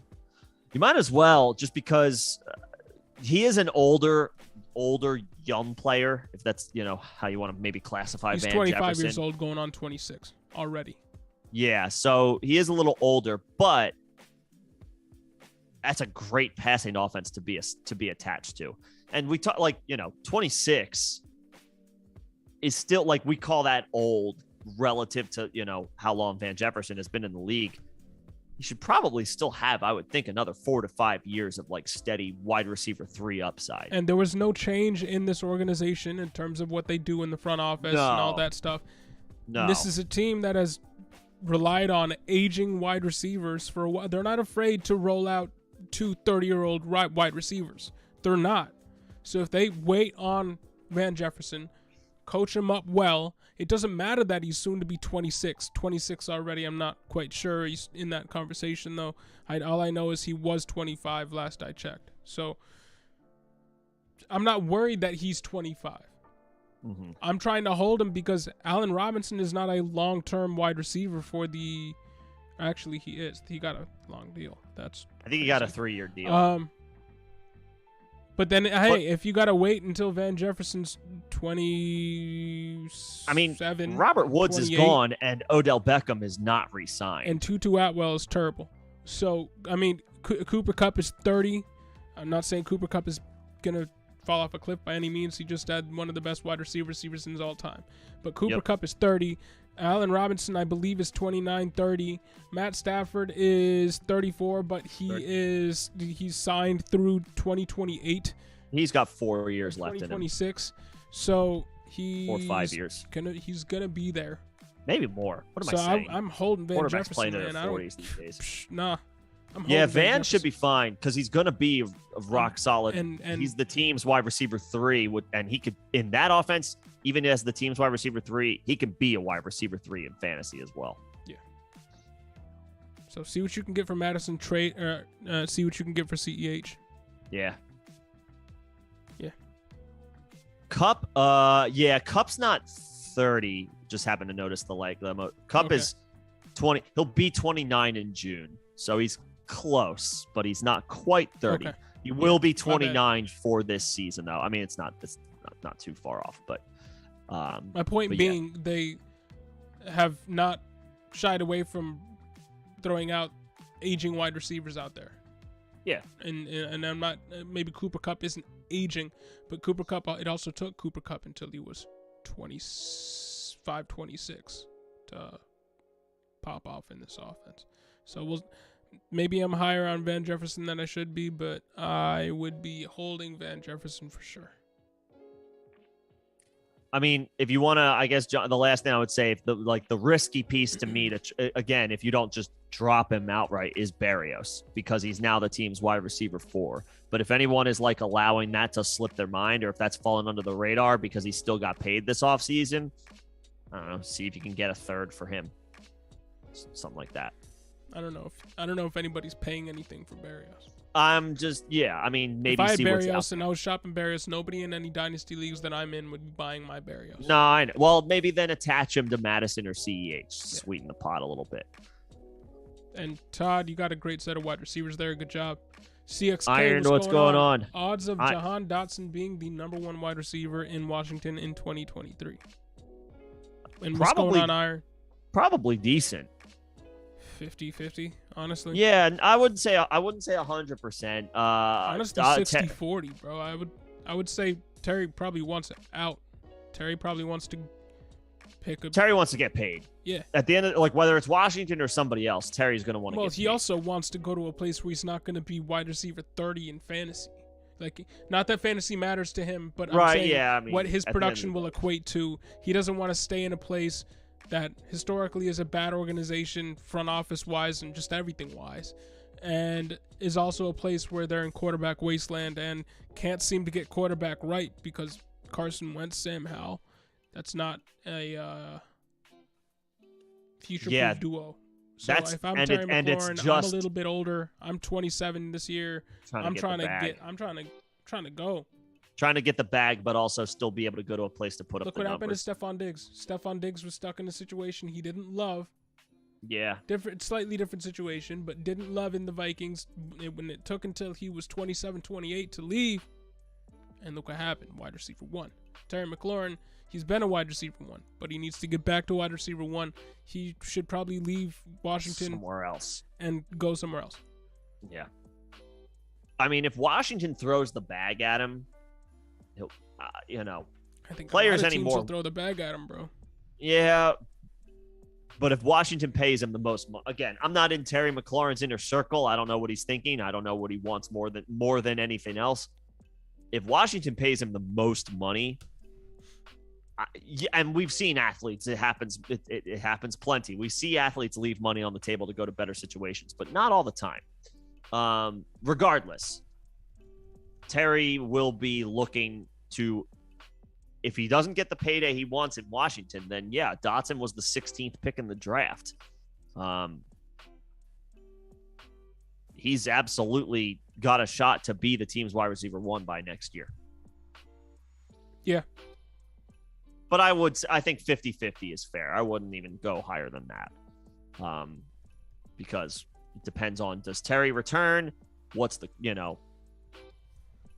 wide receiver landscape in next year's draft? Is Washington in a position to add another wide receiver if Terry leaves? And if he does, what's that prospect look like compared to Jahan Dotson? The Commanders are expected to have $27 million in cap space, even though the cap is a lie. So they could, you're right, the cap is a lie. It's like, whose line is it anyway? But technically, nothing matters. They have the money to. They could bring in a free agent.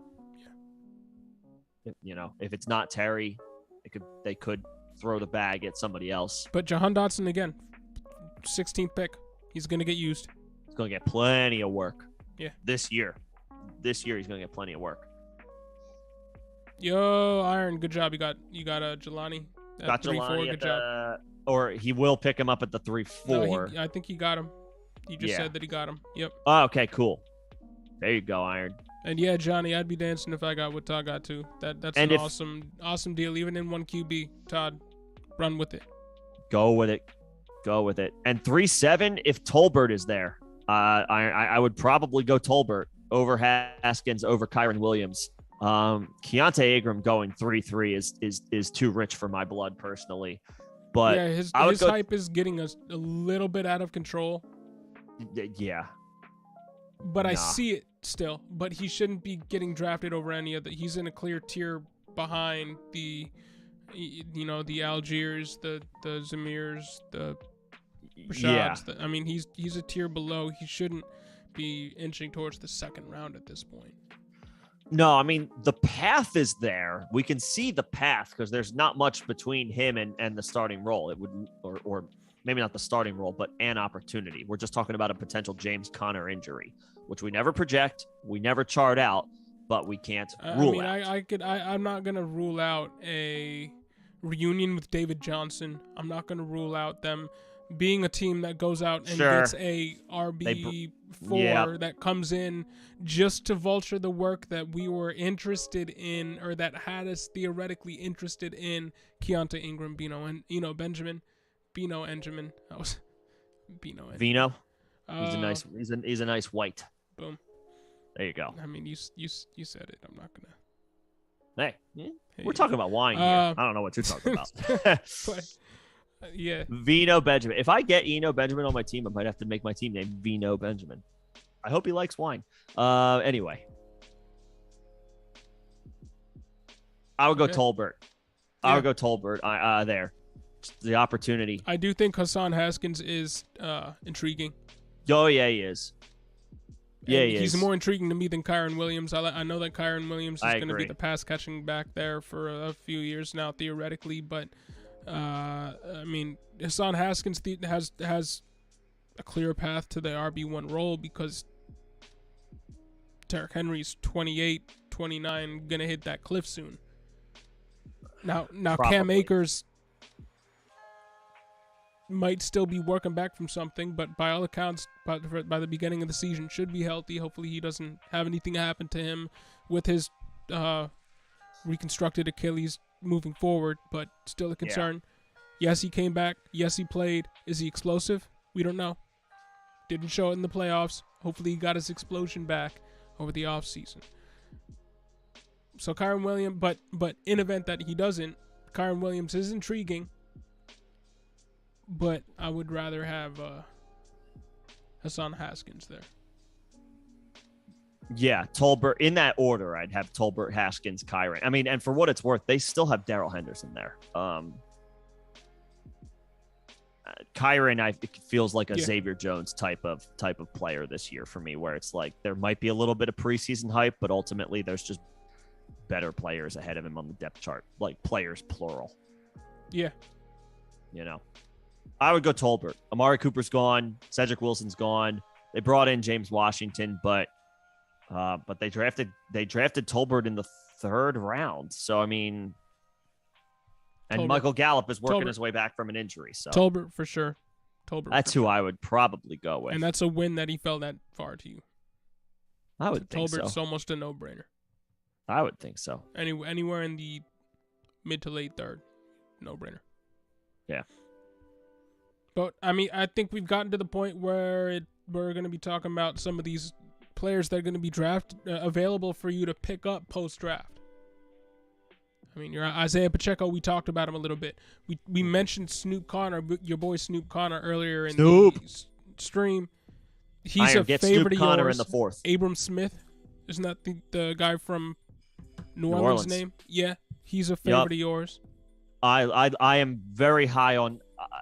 I have to do some more work on who Abram Smith is, the player, but I mean the opportunity. Look at what Tony Jones did for you at some points last year, at least hype wise, to where what you could sell him for if you picked him up early. What were you selling Tony Jones Jr. and Tyson Williams for at the beginning of last year? A lot. In rookie drafts? Week 1. Second round pick. Week 1. Probably a 2nd round pick in rookie drafts. Yeah. Or in dynasty leagues. Sorry, I was just looking up the Saints. Depth so chart Abrams, really quick, I mean, if he does fall into that Tyson Williams, Tony Jones Jr. hype area, week 1, preseason into week 1, you can sell him for a lot if you get him on your team, if you throw him on your practice squad, if you have him on your last running back on your roster, on your bench. Jerome Ford is a guy that I'm pretty excited about in terms of these undrafted free agents, just because there's a shot that he has a shot at that number 2 role for the future. If he can sit behind Kareem Hunt for a year, Kareem Hunt goes elsewhere next year. Then it's Nick Chubb, an aging Nick Chubb, and Jerome Ford. Right. Demetric Felton isn't anything.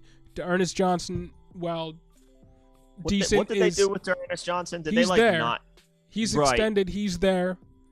Did they? But he's a 3rd running back. He's not a 2nd running back. At best, he's a 3rd running back, a 4th running back. did they like decline? And maybe they didn't because D'Ernest Johnson wasn't like a first round pick or anything. But why do I feel like I heard something earlier in the season, or they tendered him? That's right. Which is a good thing. I am still of the belief that there's a non-zero chance Kareem Hunt is not a Brown by week 1. There's a shot, and it looks like. I mean, I don't know. I'm not going to say it looks like. But Vegas with Kareem Hunt? No, Vegas. Oh, okay. Sorry. Vegas and the Browns. What Vegas thinks of the Browns. Apparently, Vegas thinks that Deshaun Watson is going to be playing in 2022 because there isn't going to be a true ruling from the courts by the time the season starts. So Vegas believes that. Vegas, the betting on the Browns to make the playoffs would lead you to the lines available and whatnot would lead you to believe that Vegas believes that the Browns are going to have a good shot at the playoffs, which would lead you to believe that the Browns have an inside information or good reason to believe that Deshaun Watson is going to be available for the Browns this year.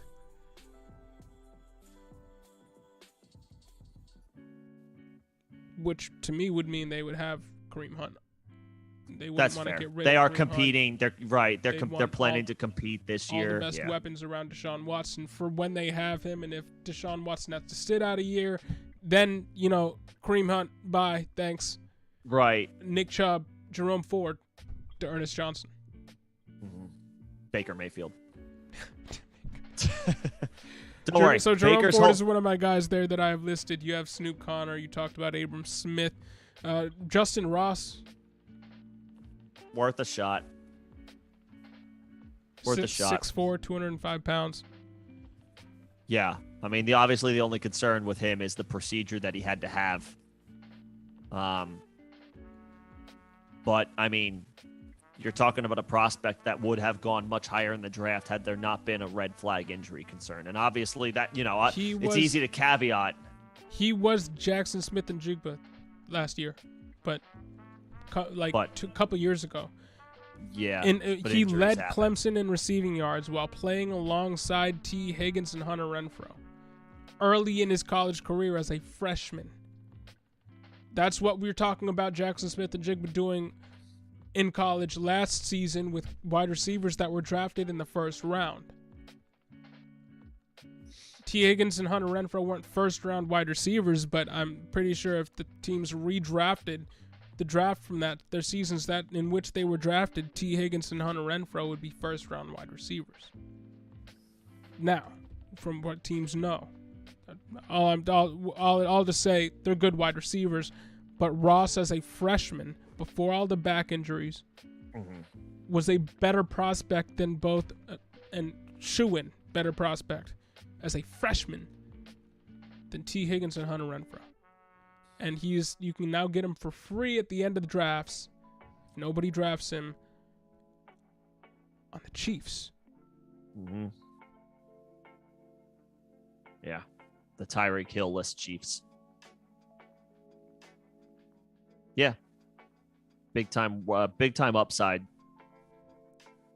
Big time upside play, low risk based on where he's getting drafted or not, or going undrafted.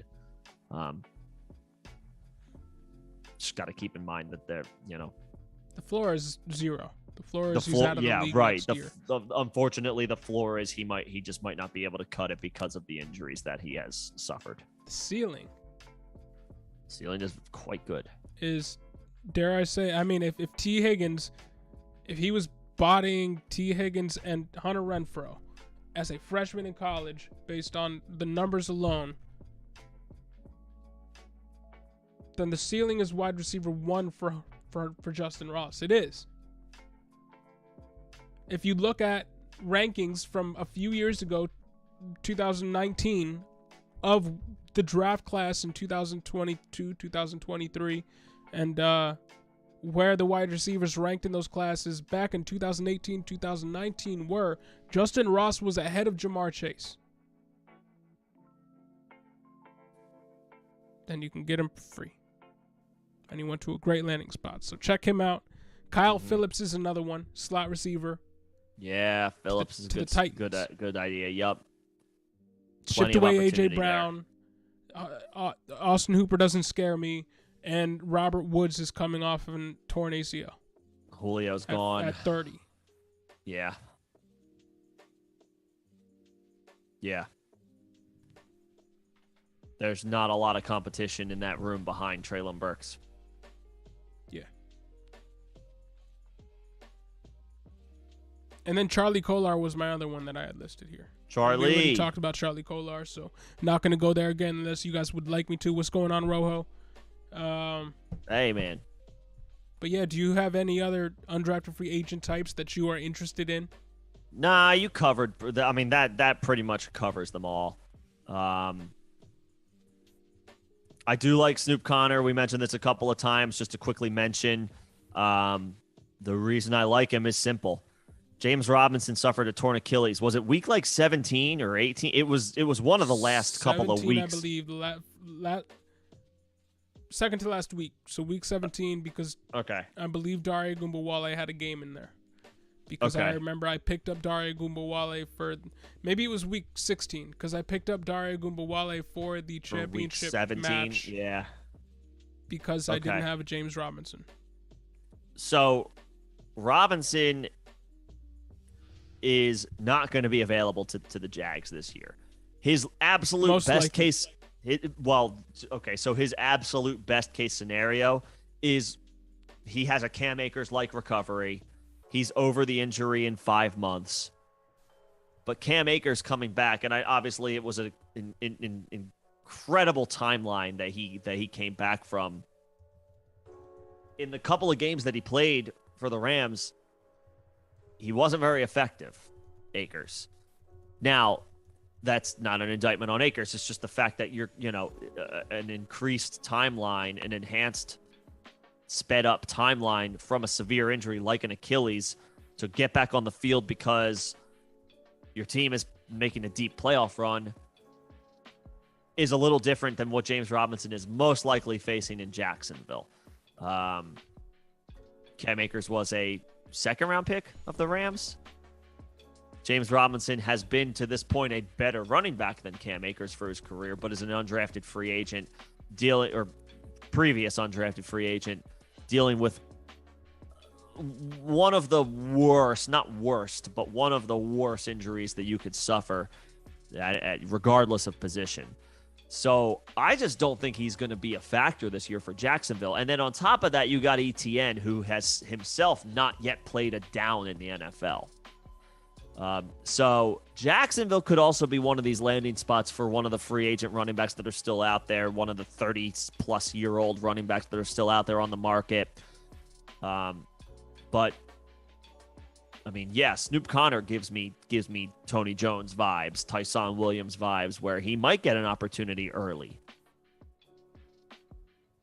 Yeah, I don't hate that. So he's the type. Yeah, he's the type of guy that I would consider on top of. I mean, you mentioned a bunch of names. Yeah. So. Yeah, those are some UDFAs. I think there was another Z White. It wasn't Samir. I think it was Zaquandre White. He was the guy that I was looking at because he went to Miami. He was signed as an undrafted free agent to Miami. But in light of this Sony Michel news, not really into Zaquandre White now. Iron Tolbert also over Calvin Austin. Yes. Calvin Austin, when we were talking about it during the draft, we both compared Calvin Austin to former Steelers Robert Foster. Ray McLeod. Yeah. There was Sammy Coates, Dree Archer. Who are the other guys there? And the small, speedy, special team wide receiver. Yeah, you said Ray. Yeah. Yeah, you get the idea. They're the team's wide receiver 4. They're special teamers. Maybe he gets in there as like a punt returner. Probably wouldn't put a guy who's 5'7" back there returning kick, like a kick returner, but he could absolutely be like a punt returner for them.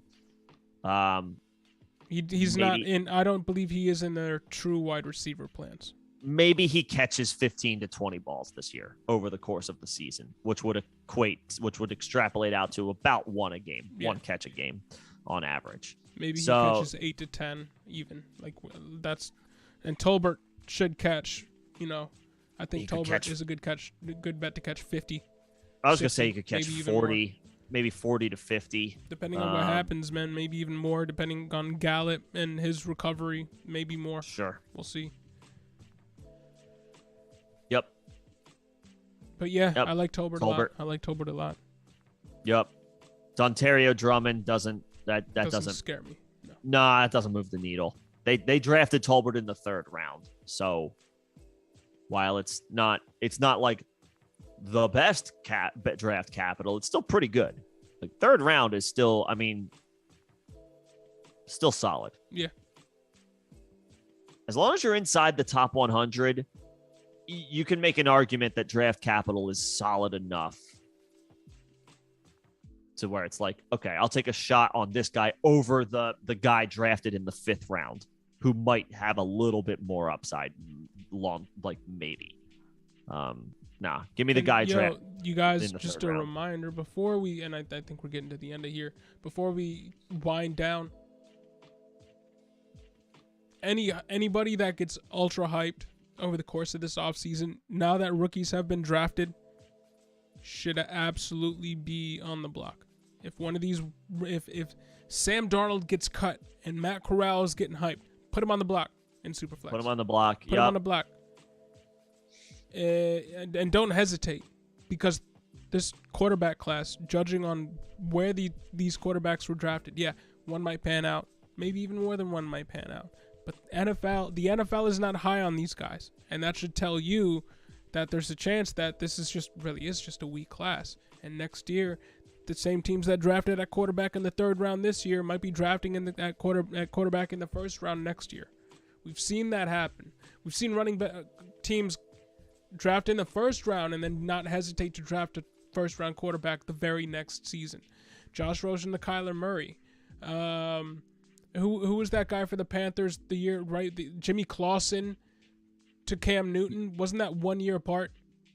I think Clausen was drafted like in the 2nd round, but it was like high. But you get my point. The point stands. Teams will go back to the well if they have to. Like right away. Atlanta's a good example for this year. They drafted Ritter in the 2nd round, but if they're drafting in the top 3 next year, best believe that pick will be a quarterback. Yeah, but Matt Corral falls into that for me too. And Carolina might be in that conversation again next year too. Their team's not good. So if Matt Corral does that, put him on the block. If Jalen Hurts gets hurt as a rushing quarterback, put Carson Strong on the block. But it's the reason why you're rostering Carson Strong. So, Nick, in a joint league that you and I are in, that was one of your priority guys to pick up right after the draft. Superflex. Yeah, there you go. There's an undrafted. There you go. We didn't even mention him for Superflex. Carson Strong, even in Superflex leagues, is going. I've seen him go undrafted. Take a shot on Carson Strong, because I believe that Gardner Minshew is not long for Philly. I think he gets traded the second an opportunity arises for the Eagles to capitalize in training camp if there's an injury. Maybe that doesn't, maybe Carson Strong doesn't show anything whatsoever, and so the team feels a little bit more inclined to keep Minshew. But Minshew is going to be looking for a starter's opportunity, and I think this is the last year of his contract, of his rookie contract. The Eagles are going to be motivated to try to find a trade partner for Gardner Minshew, which means Carson Strong, I wouldn't feel great about it, but as an Eagles fan, but could be the number 2 on the depth chart.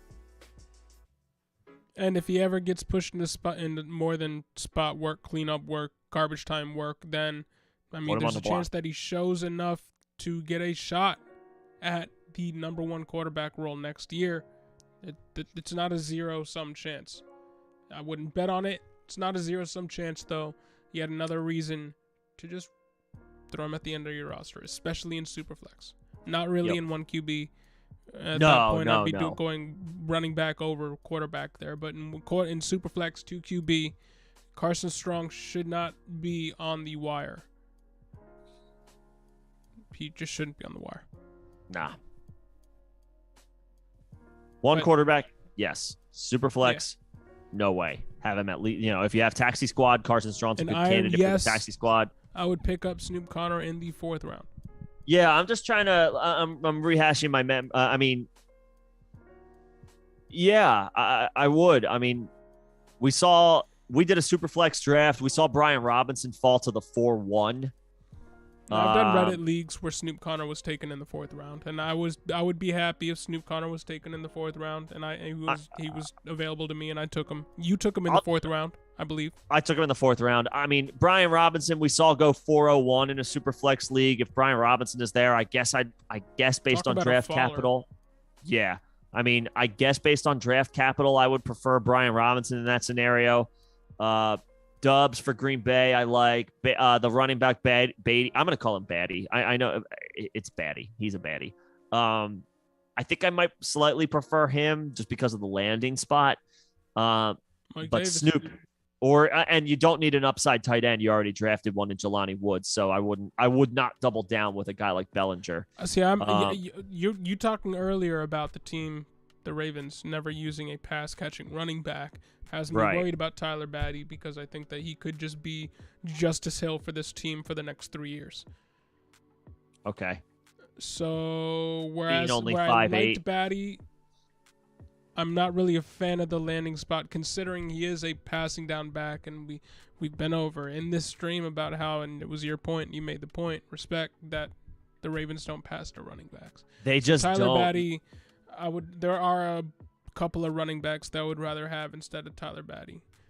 And now Mike Davis pushes him down for even further, at least for this year. His name starts with a J. He undrafted free agent, but I think he went to the Titans too. What's his name? Julius Chestnut. Julius Chestnut went to the Titans too. Hey, if Hassan Haskins doesn't work out, and Chestnut does, I don't know. Hey, he's free, so why not? Great efficiency numbers in college, just not against elite competition, so you never know. But 3rd running back on this team last year was very useful. Yep. Dontre Hilliard on this team last year was the 4th, 5th running back. Donta Foreman was the 2nd running back, but I mean, for a game there was another running back that wasn't Dontrell Hilliard who was in there, and then Dontrell Hilliard went in there. Now it's Hassan Haskins, Dontrell Hilliard, Julius Chestnut, and Julius. Yep. If anything happened to Hassan Haskins, I mean Derrick Henry, then Julius Chestnut could be the goal line back for this team. 5'11", 224. He's built like that goal line back. So, just a possibility there. But he's the only other guy that I'm really paying attention to. Yeah, I guess I'm a little Harris. biased, but I kind of like the idea. Yeah, I kind of like the. Well, to your point, you hate the landing spot for the New England added a bunch of running backs. Yeah, but the fact that you can get him as an undrafted free agent right now, based on his landing spot. Okay, sure. Take a shot on him. I'm picking up Kevin Harris because that's a guy that had a great production profile. A lot of people had Kevin Harris as their RB4, RB5 in this draft class based off of what they saw in him and what the metrics said on him from a talent-wise standpoint. Mm-hmm. He reminds me of this year's... And I don't love but Jamar Jefferson. A lot of people said that he was good, the running back they had over Trey Sermon. We went over that when Jamar Jefferson was getting a little bit of run last year towards the end of the year when DeAndre Swift was out. But Kevin Harris, good production, good numbers in college, good efficiency numbers relative to the other people in the backfield. In terms of what he got, the yards that he got over expected. If you have to wait a year or two for Kevin Harris, again, that's what taxi squads are for. And Dynasty, that's what being patient is for. I was still holding out hope in some leagues for J.J. Taylor. I'm dropping J.J. Taylor for Kevin Harris all day. Yeah. Kevin Harris, they lost Brandon Bolden. James White's getting older again. They might not hold on to Damian Harris because he might price himself out for them, and they might want to keep cheap at the position, which is what I think they're probably trying to do since they drafted Pierre Strong too. But Ramondre Stevenson, Kevin Harris, Pierre Strong, I think Kevin Harris has a chance to be the number 2 running back in this running back room. And honestly, none of the guys ahead of him blow me away. Ramondre Stevenson isn't a world beater at the running back position. He was just efficient on his touches last year. Kevin Harris could be the RB1 for this team, I think, in 2-3 years. If they don't continue to invest in the running back position, if they say, hey, we invested in 2022, so we don't have to invest in 2023 and 2024, then, I mean, Kevin Harris, there's a non-zero chance that he could be the lead back for the Patriots. Which, and then I guess the only thing to say to that is New England, as long as Bill Belichick is involved in the front office, is unpredictable in the draft. So, yeah, that's the only thing. New England throws curveballs in the draft. We saw it again this year.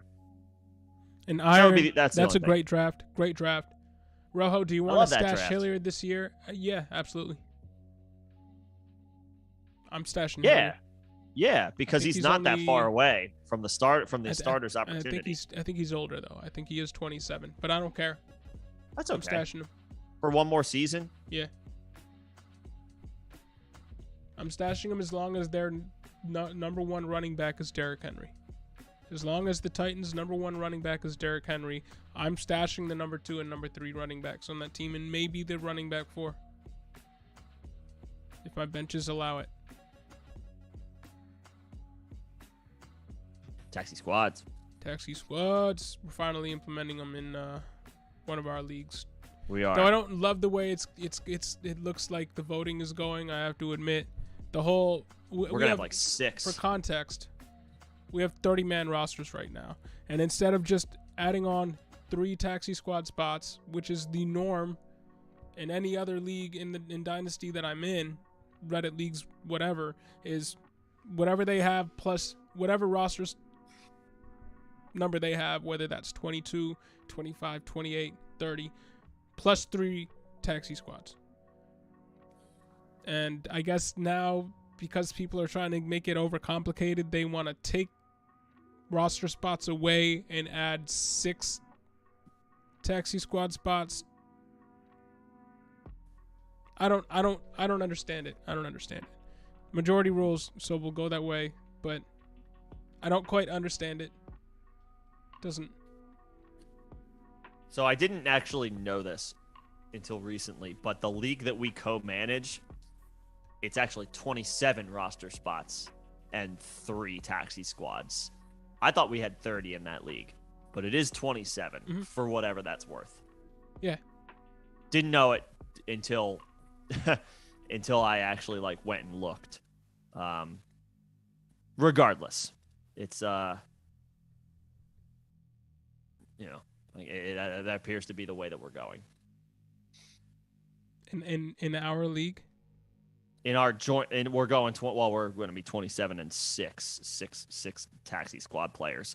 Yeah. So I guess it's okay, at least we're going to have we'll have the taxi squad, but it is. I know localized issue, and we're talking about a localized personal issue. Well, but what if you got a good 30-man squad and you weren't accounting for rookies coming in, and now you have to cut your squad down to 27 to account for everybody else having 6 incoming rookies when the allotted number is 4.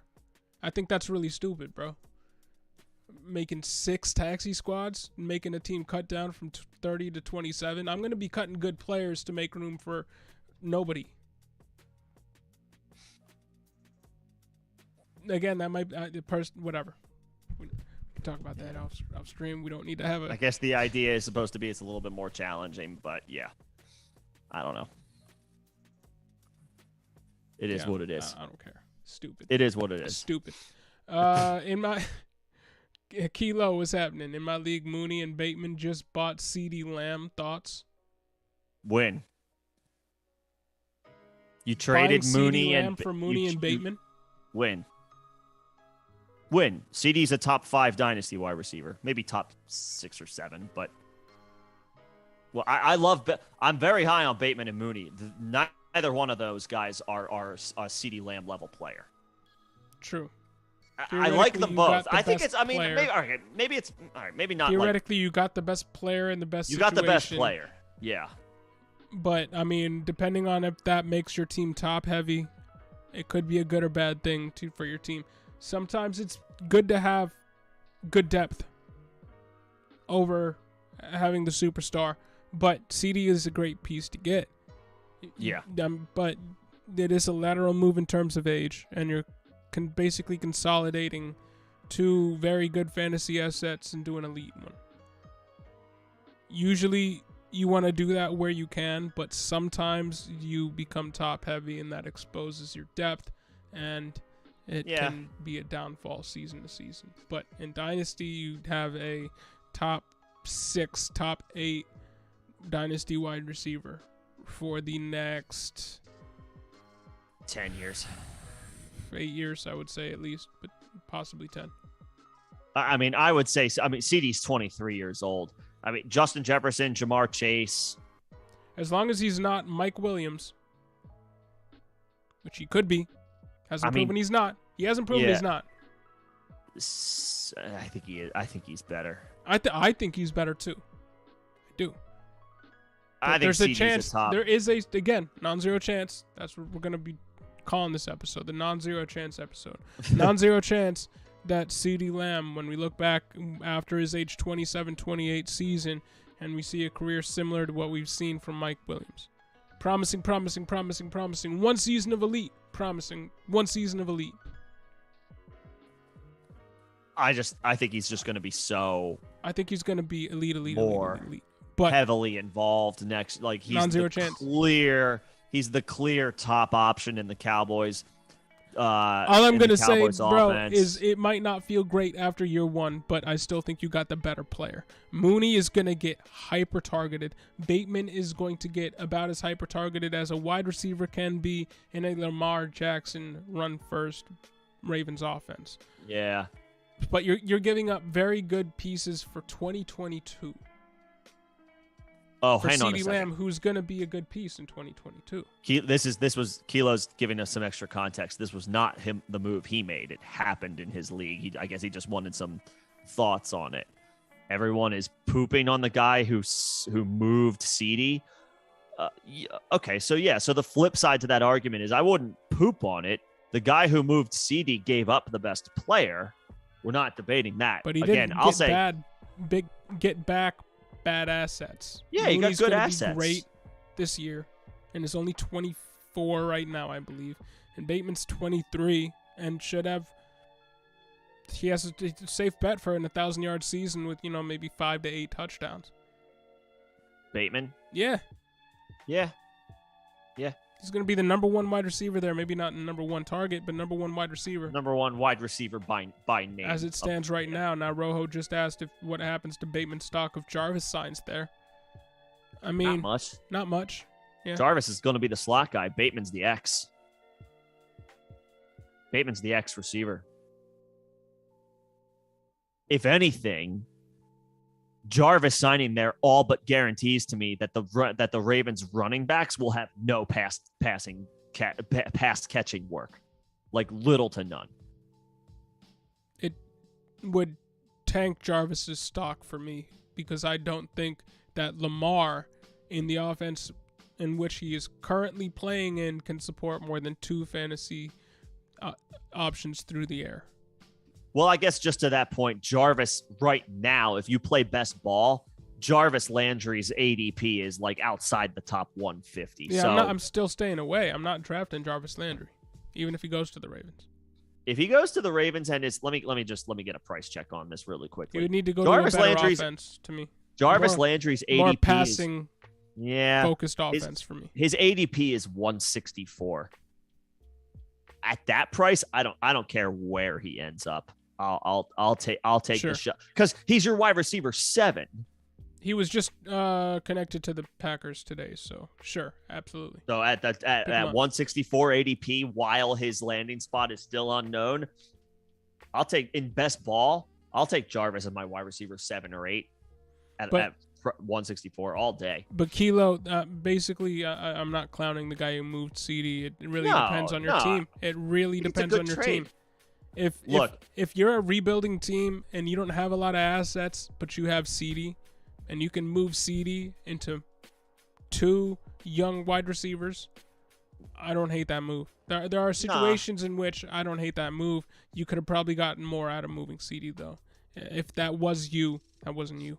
But if it's a rebuilding person who moved him could have probably gotten a second out of him, too. Second round pick, maybe more. Yeah. Yeah, CD's at the end of the day. CD is he's a top 3 or 4 receiver for me for Dynasty. Justin Jefferson and Jamar Chase clear. After that, the conversation goes, I think, to Cooper Kupp, and CD's 5 years younger. As Cooper Kupp just had one of the most, again, you already mentioned it, one of the best seasons we've ever seen, ever. But he's going to be 29. CD's going to be 24. CD's the best player in the deal. Mooney and Bateman are no slouches. And I almost feel like I'm selling both of them short by saying that. Yeah, by the end of this year, the person who got Mooney and Bateman on their team, they'll be feeling fine. They could sell both of them for probably what would amount to King's ransoms. I mean, you could have sold a very good wide receiver this year, elite young wide receiver this year, for what people will be thinking are elite young wide receivers next year. And it's a 1-for-2 swap, because Mooney should get an insane air yard share, and Bateman should get an insane air yard share. And air yard share, target share is something that we chase. And CD Lamb should get that too, but technically you traded one player with an elite target share, projected elite air yard and target share for 2, even though one has a much better profile than both of the other guys that you picked. You picked up. So, I mean, I could see both sides there. But yeah, that wasn't you, Kilo, but I don't hate that trade for either side of whoever that happened for in that league. I've seen some more lopsided trades for sure. Yeah, there's definitely been worse. I recently saw a trade with Mooney where somebody, I think it would, they gave up something really dumb for Mooney. I forget what it was. So you know what I always say when it comes to people who feel the need to chime in on a trade that they're not involved in? They just wish they were a part of a trade like that. Yeah, as soon as I see a trade come through that I wasn't involved in, I'm like, right. It's like now you're butthurt. Why didn't they hit me up? Right. Yeah. Why didn't I get that? It's like, well, why didn't you speak up? Like people say things just for the sake of saying things. I think it's fairer than your league mates are giving the now Mooney and Bateman person credit for. Yeah. Like everybody came out of that. Player A came out fine. Player B came out fine. People just like to talk, you know? And I'm going to go back to it again. Lots of times it's not about winning and losing trades. It's what it does for your team. Yeah. Where you're at, if you're contending or if you're rebuilding, or what your goals are with your squad in Dynasty. So, I mean, yep. You shouldn't be judging stuff like that or giving people crap like that who make trades like that. You should applaud somebody trading in the first place. Right. Because movement in leagues makes the leagues fun. Kilo, Jamar Chase, DK Metcalf, Jalen Waddle, Jerry Jeudy, Garrett Wilson, Drake London, Christian Watson. I like that wide receiver core a lot. Looks pretty damn good to me. Now, if you can trade Christian Watson for Allen Lazard. Or, well, the point he's saying is he didn't get the opportunity to draft a running back. It just didn't go that way. Yeah, I mean, if you need to move a player for a running back, if you can move Jerry Jeudy based off of the Russell Wilson hype right now for a running back, I would try to trade Jerry Jeudy right now. or wait until he explodes in the preseason and get his stock up and Jerry get a Jeudy really ain't nice playing back. in the preseason, bro. I would try to. I would, yeah. He'll get some playing time in the third week. I don't even know about that, bro. But I wouldn't be when trading you have a Jamar. new quarterback. DK Metcalf, you'd be selling low. Jalen Waddle, you'd be selling low. Garrett Wilson, I'm not selling before I know what I have. Drake London, I'm not selling before I know what I have. And Christian Watson, same deal. Jerry Jeudy, I might not. There might be some untapped potential there. There likely is, especially with Russell Wilson there. But that's built into his asking price right now. So you can probably trade Jerry Jeudy for a pretty decent running back, maybe a pretty decent aging elder running back plus. If you can turn Jerry Jeudy into Leonard Fournette plus, if you can turn Jerry Jeudy, I mean, James Conner. Yeah, plus, which James Conner probably plus, right? Can. You most likely can. I wouldn't do it if it was a 1-for-1, but if you can trade Jerry Jeudy and get James Conner plus a guy like that, I would do that. The other guys, no. And you have 4 2023 firsts. That's great. You have a shot at Bijan Robinson. You have a shot at Jahmyr Gibbs. You have a shot at Tank Bigsby. You have a shot at Zach Evans. If you have any seconds, you might have a shot at Zach Charbonnet, Seth McGowan. All guys there that should be better running backs prospects coming in than what Rachaad White was. Rachaad White was the number 3 running back in this class. I just named 6 running backs. There will be 6 running backs that are going to be better than the number 3 running back class in 2022.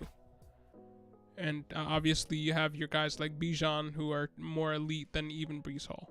So great class to get a running back in. So you set yourself up well for the future. Wouldn't be mad that I went wide receiver heavy in this class. That's actually what I did in a league I'm rebuilding in. I had A.J. Brown. I had Jalen Waddle. I had Rashad Bateman. I had Chase Claypool and a bunch of Elijah Moore, Amon Ra. And I went Garrett Wilson, Treylon Burks, Jahan Dotson, George Pickens. Because I wanted to lean into the strength of this draft class, which was always wide receivers. So, and I have picks in 2023. So that's my thought process. Is come 2023, get all those quarterbacks, all those running backs, and stick to wide receivers here. So just wait a year, Kilo. It'll pay off for you. Got a hell of an offer for Chase, though.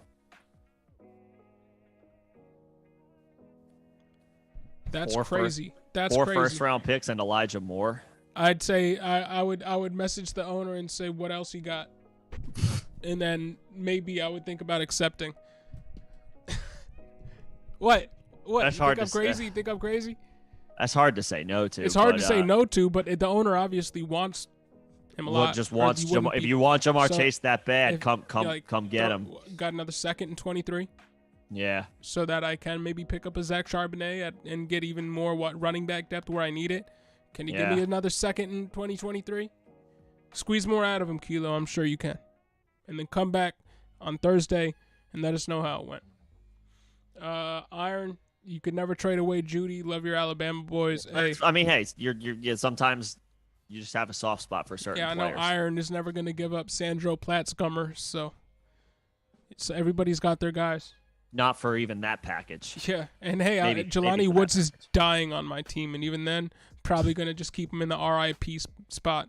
We're gonna have to Instead of negotiate. The IR spot, we're gonna have to negotiate a beyond the grave offer or a beyond the grave roster spots. Yeah, after Jelani Woods' passing. Yo, Kilo, you said no thanks. All right. It's the dude. Okay, so he's just trying to load up on the best young wide receiver prospects by any means necessary.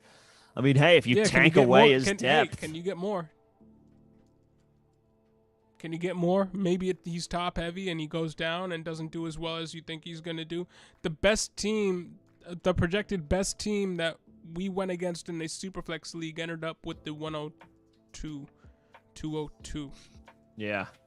Because he got injured at running back. So, I mean, best laid plans, so.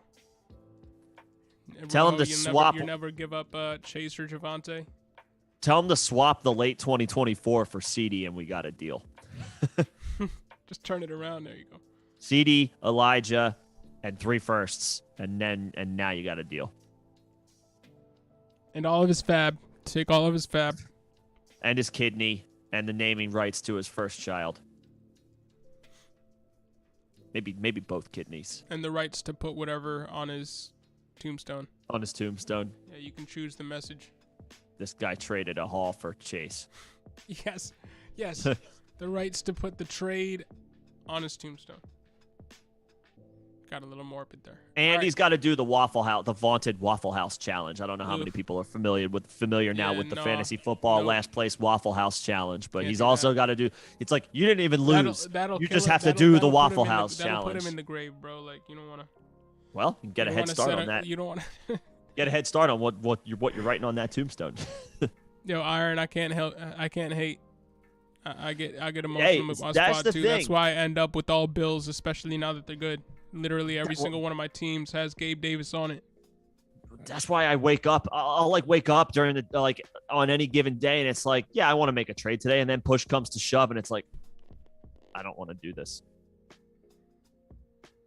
Yeah, I get it. It's hard to pull the trigger on guys where it's like, there's a reason they're on my squad. I identified this player as a player I wanted to begin with.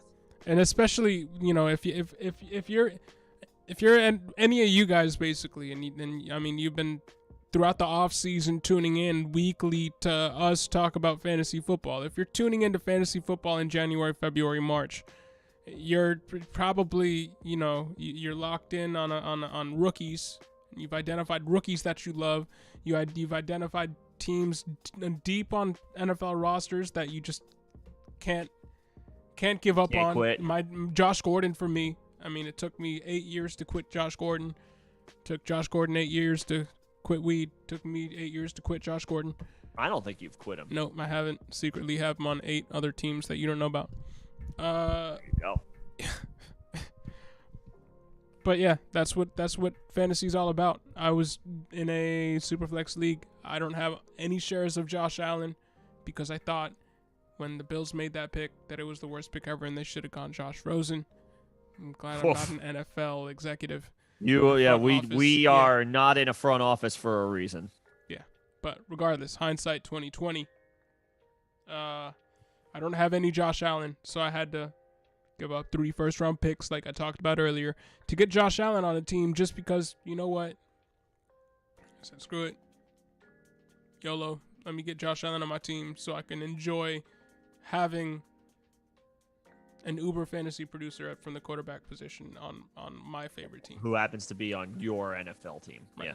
And you, last year, made the case for Jalen Hurts. For Hurts, yeah. Knocked that one out of the park. Stuck your flag in the ground and said, hey, this is what's going to happen with Jalen Hurts.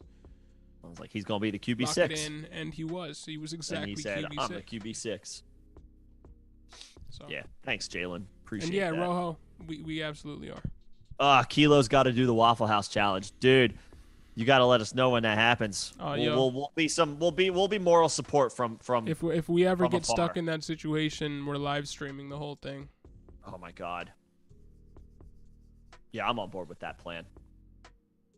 Yeah. I'm on board with that plan. Do they close? I've never actually been to one. No, that's the point. It's a 20. Boom. The point of the challenge is it's a 24-hour challenge. Every waffle you eat shaves an hour off the time that you have to be there.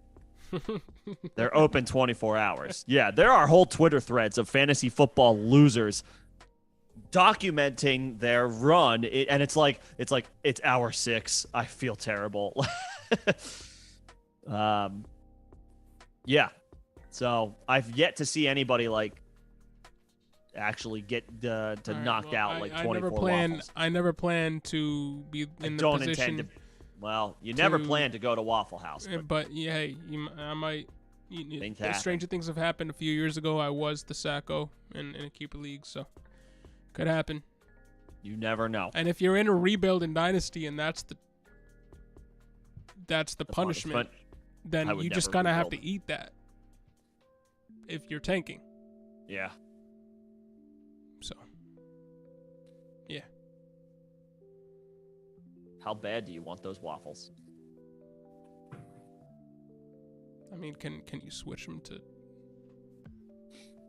French toast or something? No, it's got to be waffles. Okay. I mean, the league can probably come up with specific Sacco rules if that is your punishment. But yeah, the idea of going to Waffle House is to eat the waffles. But yeah, does anybody have any more questions about rosters, trades? Yeah, any other questions or comments? Because right now I'm available in rookie drafts. Nick there's a basketball game. Nick needs. Sixers are currently down 9. I'm not tilting yet, but just wait for it.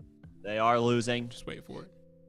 So that is something I have to keep in mind.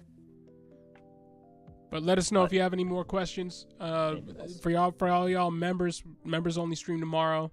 You already know. Same time. Yeah, I got something coming for the members as well. It's been a little while since we provided some members-only content, but you can be on the lookout for that. I don't know if it'll be out by tomorrow, but I intend to have something out for the members this week. And I will have something out analytically for running backs because I promised you guys a RAS running back video. And RAS and running back, it's not a really good predictor for that position. But I've been accumulating stats and little data points, other analytics that you can go off of for running backs that are more predictive. So a video will be coming out like that for members soon. So keep an eye out for that. Rojo, Iron, for all the members in here. Alex, if you're in here still. Slim. But I think that about does it. I think so. I hope that everybody has a good rest of your night. If you're not a member, we'll see you Thursday. If you are a member, we'll see you tomorrow. And thanks for tuning in, y'all. We appreciate it. Yep. Everybody have a good night.